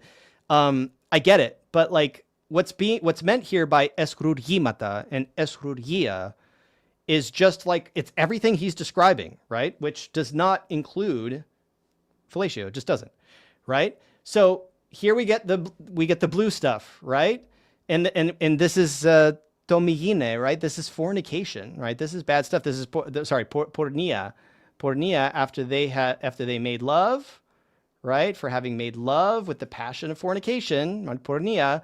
In addition to lift their blasphemy up to heaven, the woman and man receive the man's emission on their hands. This is the man's emission. This is rhesis apotuarenos. There's no other interpretation here. This isn't it could mean this, it could mean that. No. This is what it means here, right? Let's just be honest. And he's calling it the akatharsia, the filth, right? And also he's using, and this is another point, the dithen, right? Ke efchonde dithen. That's what he's saying. He's saying, well, supposedly they pray. When he says dithen, he is attenuating the truth value of this statement, because he's just saying that supposedly they pray. In his mind, they're not really praying. They're not genuine Christians. So this, using the word dithen, it imparts it is meant to instill doubt in you as the reader, which is why it can commonly be translated as supposedly, right? And And then he moves on to these stratiotiki, right? So imen stratiotiki kalumeni, ke gnostiki. So these are the Gnostics and the stratiotikoi, stratiotics. And they offer that stuff, afto. It's not specific, that stuff on their hands to the true Father of all. And they say, we offer thee this gift, the body of Christ. And then they eat it, partaking of their own filth. And here we get αἰσχρότης. Now, this is interesting because αἰσχρότης, if you're looking in the dictionary and you're looking at the classical sources and the Hellenistic sources, αἰσχρότης is clearly an abstract noun, right? Which is why saying that it is a person who performs fellatio is inherently absurd. It can't be a person. That was just, I think he misspoke. But here, it has become a substantive. Right? Here it is, they are eating and partaking of something, and that something is their αἰσχρότης, right? It is their filth. Again, not fellatio, right? Still not. But now it's substantivized, right? Like it is a substantive. It is this what would have been in typical Greek and like sort of normative Greek, this is an abstract noun. Now it is a concrete noun because they're partaking in it, right? And it's saying, τουτό εστι το σώμα του Χριστού και τουτό εστι το Πάσχα, right? This is the body of Christ and this is the Pascha, because of which our bodies suffer, the διοπάσχη τα ημέτρα σώματα και αναγκάζεται ομολογήν, sorry, this is misspelled, ομολογήν το πάθος του Χριστού. So again, he's continuing to just, like, he goes on and on. This is you could pause this if you want to see how this kind of language is used in Leviticus, right? So even though we were looking at an extra biblical source, this is definitely very biblical language, right? Of these exact same terms. I won't get into that. So again, we went back just so you could see where we started. We started with the description of everything that's in blue, which is describing the man's emission. Then we get to everything that's in red, which is the woman's emission, right? The idea that Emma or Haima, right? Alpha, iota, mi, mu, right? Alpha. The idea that is a veiled reference or whatever to semen is flat out wrong. Any competent person would tell you that unless they're lying to you or unless they're incompetent and just don't know, right? Could just be misinformation. But in the context of Epiphanius, it is even more manifestly clear that this is just, he has to be referring to literal blood here because it is the menstrual blood. It is kataminion.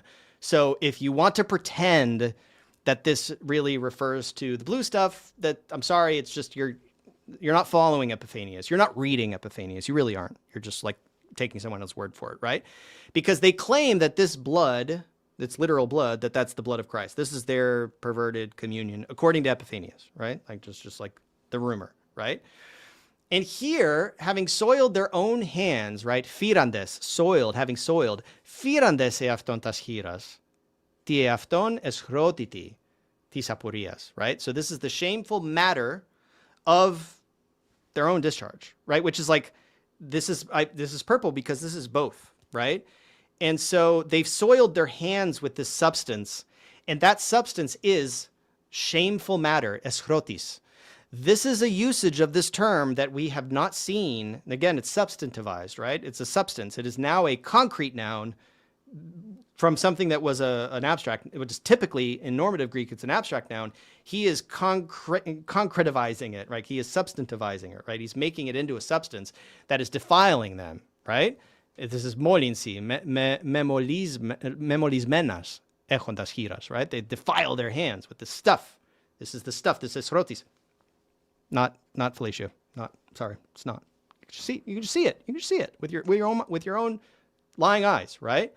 And here they're mirizomeni, they're perfuming themselves. There's no chrio here, right? There's no Christing. And this is this is being characterized as the questions of Mary. Once you get to the point where this is the next point where Epiphanius refers to the eschatologia, right? And they're not ashamed to say that our very Savior, the Lord Jesus Christ himself, revealed this shameful act. I understand exactly why everybody is insinuating that this word here in this context, αἰσχροτία, now, that it has gone from an umbrella term to refer to general shameful acts, that it is now narrowed in scope to something very specific that people want it to mean. But if you really, really look at the Greek, and maybe just glance at the English translation if you want, right? Like, for in the so-called greater questions of Mary, for they say this, that smaller ones have also been fabricated alongside them. So there's the greater questions and there's the minor questions of Mary. And they allege in those books that we don't have, right? It's just, we're just taking Epiphanius from his words, for his word. They allege that he revealed things to her, right? And this is apocalypsis, right? Apocalyptine, right? Apocalyptine. So that he's, sorry, this should be a breathing mark, that he is revealing himself, he's revealing things to her after, and this is Mary Magdalene, right? He takes her up into a mountain, and then ευξάμενον, and praying, και εκβάλλοντα, should be εκβάλλοντα, και εκβάλλοντα εκ της πλευράς αυτού, γυναίκα. Okay, people, he is not, like, I mean, don't take my word for it, just like, I don't know, ask a friend or something, ask a classicist. Like, he's not pushing her down to his groin. Plevra means side. Look at Genesis 2. He's pulling a woman out of his side. Ke arxamenon. This biblical imagery, right? Like that Epiphanius is assigning to them. Engata migniste, right? Now, if you, like, okay, engata migniste, I guess, is the key, right? Like, engata mignimi. If you really want to say that, I mean, this, first of all, this is euphemistic, okay? It is a euphemism because literally it means to mix with, right? So in the active voice, if you like, this means to mix with, to mingle, to integrate, right? And, so you can see plenty of examples where it just means to mix. There's no sexual innuendo in this word that is like encoded in it, right? It doesn't necessarily have to mean that. But, it can mean, it can have a sexual connotation. So the verb, so it's mixing into an existing whole or a group. And then in some contexts, like narrative and polemic prose, the verb may describe sexual intercourse by implication, without itself encoding sexual meaning. So look, if you want to say that, this means something else, I don't know, you want to say that this means something very specific, like hand job, I don't know, like what do you, like, I don't, like, where are you getting that? You just have to ask yourself, like, what, it has nothing to do with the prefix en or kata or engata, which is like really common, right? Like, it's intensifying it, right? It just means he's mingling with her. Okay. This is euphemistic. Euphemistically, he's mixing in with her. Now, we've gone through, we've plumbed the depths of this, right? We have not seen anything, any indication that αἰσχροτία, we know that αἰσχροτία is describing some really nasty stuff. We know that αἰσχρότης is actually substantivizing very nasty stuff that people are soiling their hands with. What we have not seen in any of these examples in Ephesians, in Tzetzes, in Epiphanius, and any of this stuff, we have not seen any evidence that would lead us in the direction, reasonably, give us any basis to argue that any of those words are even euphemistically referring to fellatio, right? Like, they just don't. It's just not true, right? And again, we have Dithen, right? And thus, having supposedly shared his admission with her, he demonstrated that this must be done so that we may live. Yuck. This is like, Epiphanius is just like really not happy about this stuff, right? Whether or not he's being honest and like, this is really what was going on, and they were like, whether or not they were eating babies and doing all this stuff, like, I don't know if it's, like, I wasn't there, but I can tell you that when he says, eat my flesh and drink my blood, and that this αἰσχρότης, this filthy conduct, was called the word, this is what he's saying, we already know that there are two different things going on with respect to the emission that comes from the man and the woman, and that they're being mixed in here. So again, when it says drink my blood, we know what that means in the Bible. We know that it's symbolic, the wine symbolizes blood. We also know, as a matter of fact, that blood never, ever, ever, ever, ever, ever, ever refers to semen in the attested literature, right? Like, it's just not, like, even if it was used in the context of like his essence or something like that, like, that is not a thing. That is not a thing.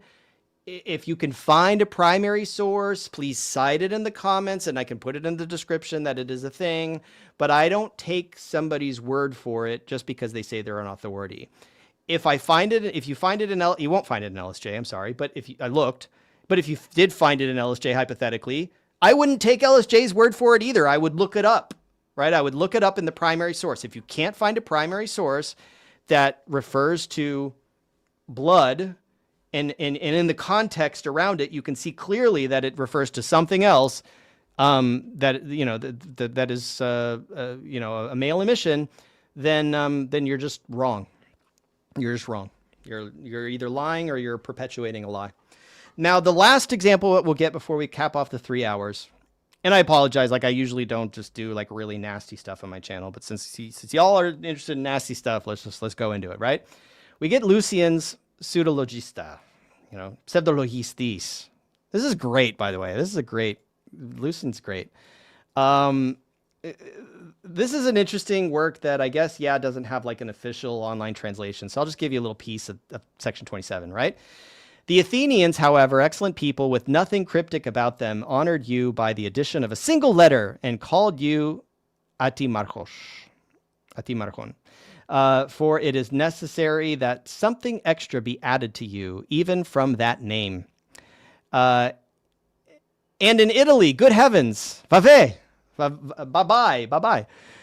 You were given the heroic title, the Cyclops, or Kyklops, because once, in imitation of an ancient staging right down to the very verses of Homer, you too longed to sing about that shameful act, αἰσχρότης. Now, this is a great start. This is excellent. And this is literally Lucian.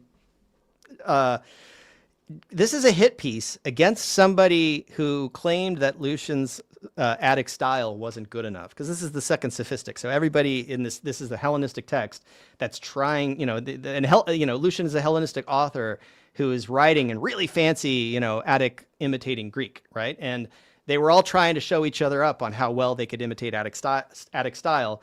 So this dude must have really like pissed him off, because he's gonna lay into this guy. So again, we're talking about this guy, Atimarchos, right? Atimarchos. So, Athenαίοι μεν βέλτιστοι ενιγματώδες ουδέν, αλλά γράμματος ενός προσθήκη τιμήσαντεσε εν ατίμαρχον ονόμαζον, έδιγαρ κακίνουτη περιτότερον προσυνέσει. So that's what I just gave you the English of that. En Italia de vave, ηρωικόν εκείνο, επεκλήθης, ο Κύκλοψ, επιδήποτε και προς αρχαίαν διασκευήν, παρά αυτά, τα του ομήρου ραψοδίσε, και εσύ την αισχρουργίαν επεθύμησας. So, ραψοδίσε here is to sing, right? To rhapsode, right? This is an aorist verb, active, right? So he's saying, you too longed to sing about that shameful act, right? What is that shameful act? We're going to see what the shameful act was, but the word itself, shameful act, αἰσχρουργία, in this context, does not encode any specific nuance, right? It just is again, we've seen that, we've established this. We've been doing this for 3 hours. We know that this is just a general shameful act, right? The question is like, well, what act is it? You got to find out. You got to stick around to find out, right? So, και αυτός μενεκίσω με θείον ήδη. So, there you lay, already drunk. Κησίδιον έχον εν τη χέρι. So, holding a cup of wine in your hand. Vinition polyphimos. Playing the horny polyphemus. And remember that word vinition? Remember how this was how we started the discussion with, right? Where LSJ wouldn't translate that word, right? Cambridge translates that word, and it gives it to you right here. It's somebody who wants to F-U-C-K, right? Like that is what that word means. So I'm being a little euphemistic by saying, like, this is horny polyphemus, right? So there you lay, already drunk, holding a cup of wine in your hand, playing the horny polyphemus, right? And this is very vulgar language, right? He's not just horny. He's like he's really, Remember that Cambridge said that this applied to a woman, but this isn't a woman. This is a man. So while a half-paid young man, neanias de ipomistos, so he's half-paid, ipomistos, and he's a neanias, so that means he's at least in his 20s, or if not his 30s, right? He's older than a teenager, for sure. Maybe he's basically a dude in his prime, holding a stake erect, orthonechon ton mochlon. So in literal terms, the literal language here is the mochlos that Odysseus has in order to jam the eye out of Polyphemus, the Cyclops, the Cyclops, right? So that's the imagery that he's evoking. And he's saying, Ev mala ikonomenon, right? So he's saying that it is like really well ikonomenon. It is really well sharpened, epise. So holding the stake erect, very well sharpened, odysseusthis epi, right? Some Odysseus or other, osekopson ton ophthalmon, advanced against you, epise, to gouge out your eye, right? Kopson ton ophthalmon. In literal terms, when a Greek speaker is reading this, of course there are contextual clues here, like vinition, right? Like that he's the horny Polyphemus, and that the stake is quote unquote, orthos, right? Like orthography, orthopedics. It's literally it's straight, but I translate it here as erect, right? Because like that at least makes it a bit more clear to my audience what he really is saying here. Is that this guy has this like well-sharpened, erect stake that he's going to gouge into the eye of Polyphemus. This is how he got this nickname. And kakinomen amarte parade I etrapet enchos, right? And he missed that blow. He didn't hit the eye. And the spear swerved past him, so he missed the eye, but the point burst forth beside the lowermost throat.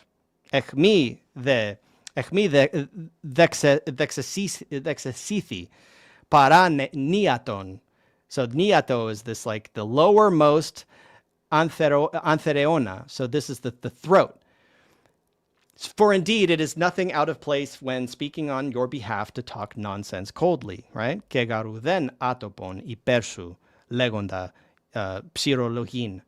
So psychrologin. So what's going on here is that he's basically saying that like this dude Atimarchos, he wants to sing about this shameful act that gave him the name Cyclops, his nickname. He got the nickname Cyclops because he basically hired a male prostitute that was supposed to, like he's not saying it on the surface, right? This is brilliant satire where he's weaving in these innuendos, telling the story of Odysseus poking out the eye of the Cyclops, which is why he got the name, because like he was, and then missing and like jamming it in his throat.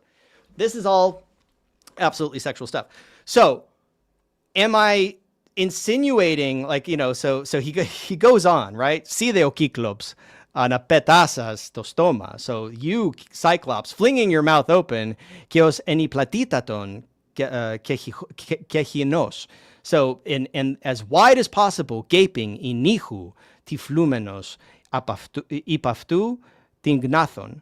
So having endured having your jaw binded by him, or rather like Charybdis with sailors themselves, right? Malon theos per icharivdis, aftis naftes, ke pidalis, ke istis, olonsiton katapin, ton utin, right? So like Charybdis with sailors themselves, rudders and sails, you sought to swallow whole utis, which is, Odysseus told the Cyclops that his name was Utis, so that when Cyclops called for help, he would say, Utis is attacking me, and Utis means nobody, and then his fellow Cyclopses would say, oh, well, you know, we're not going to help you because nobody's attacking you.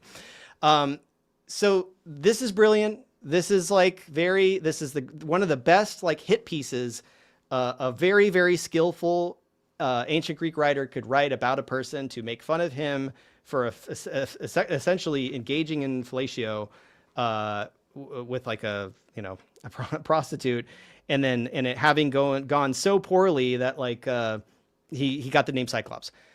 This is all described as a shameful act that he is singing about, and the shameful act is αἰσχροτία. αἰσχροτία, again, doesn't mean fellatio, right? Like it is an umbrella term that, as we have seen throughout this entire 3-hour marathon, that it can refer to lots of things, including, just doing the dirty, like, right? And in this case, Lucian goes on to describe what that was, and what that was obviously it was oral sex. Now, does that mean that it encodes oral sex? No, it just means that under that umbrella of the general term, it can refer to a lot of things. And in this particular instance in Lucian, yes, that's what it refers to. Does it refer to that in Epiphanius? As we could see, it doesn't. It refers to other really, really nasty things. Does it refer to it in the Scholion on Aristophanes? No, as Mandy pointed out, it probably refers to a completely different act. Still sexual, still bad, still stigmatized, but isn't what it referred to. And does it, and this is what the whole thing started, because this is like ultimately like we're trying to, this is the focus of this channel is the Bible, right? So at the end of the day, does it refer to it here, right? Sorry, here. Can you fill in this blank with Elias J's gloss of obscene acts or whatever it was? No, you can't, right? It's obscene speech. It's obscenity, right? It's saying don't say bad things. Don't talk dirty, right? Either like don't use profanity, don't describe, like he's already covered pornεία in verse 1. So if all of this is hinging on whether or not, again, it's like it's hinging on, we're going to wrap this up. Αἰσχρότης. This whole thing, αἰσχρότης. This whole thing was based on this. This was all the idea that like the semicolon doesn't exist. 2 + 2 = 5. This is nonsense. That filthy conduct is the correct gloss here. It's not. That it's a euphemism for fellatio in the commentary on Aristophanes. It's really not. That this can somehow be retroactively applied to this across the column across the semicolon, that you can just blow through that semicolon. You can't. And that αἰσχροσύνη is like the older form that's in Tzetzes. It's not. It's first of all, his name is Tzetzes, and this is a completely different usage, and it has nothing to do with this, and it's being separated. So like words mean what they mean in their context. The lexicon is sometimes right about it, sometimes wrong about it. If you're really hardcore, you can get the Cambridge Greek Lexicon. You could subscribe to Cross Bible, and you can get a membership on the TLG, and you can really go deep and just like, go in and figure out what this stuff means. I don't know what more help I can provide other than to just sort of wait for the barrage of comments of people who are going to insist that 2 + 2 = 5. And I will try to calmly and respectfully in the comments. If you are respectful, I will show you respect, and I will try to walk you through why things are the way they are, or at least my view of it. And if you can cite a primary source that shows me I'm wrong about something, I will put it in the description. And if you want to threaten me and threaten to dox me for just pointing out basic facts about reality and teaching people Greek and like reading primary sources and just saying calling a spade, then go ahead and dox me. I don't care. Like, I'm not going to stop saying true things because you don't like them or because they contradict what your teacher told you. So that's it. That's it for today. I hope you liked it. Hope you learned something. And like I said, if you got any constructive criticism or interesting ideas or anything that could be based in a primary source or valid scholarship, please cite it in the comments. And I look forward to talking with you guys next time. Thanks.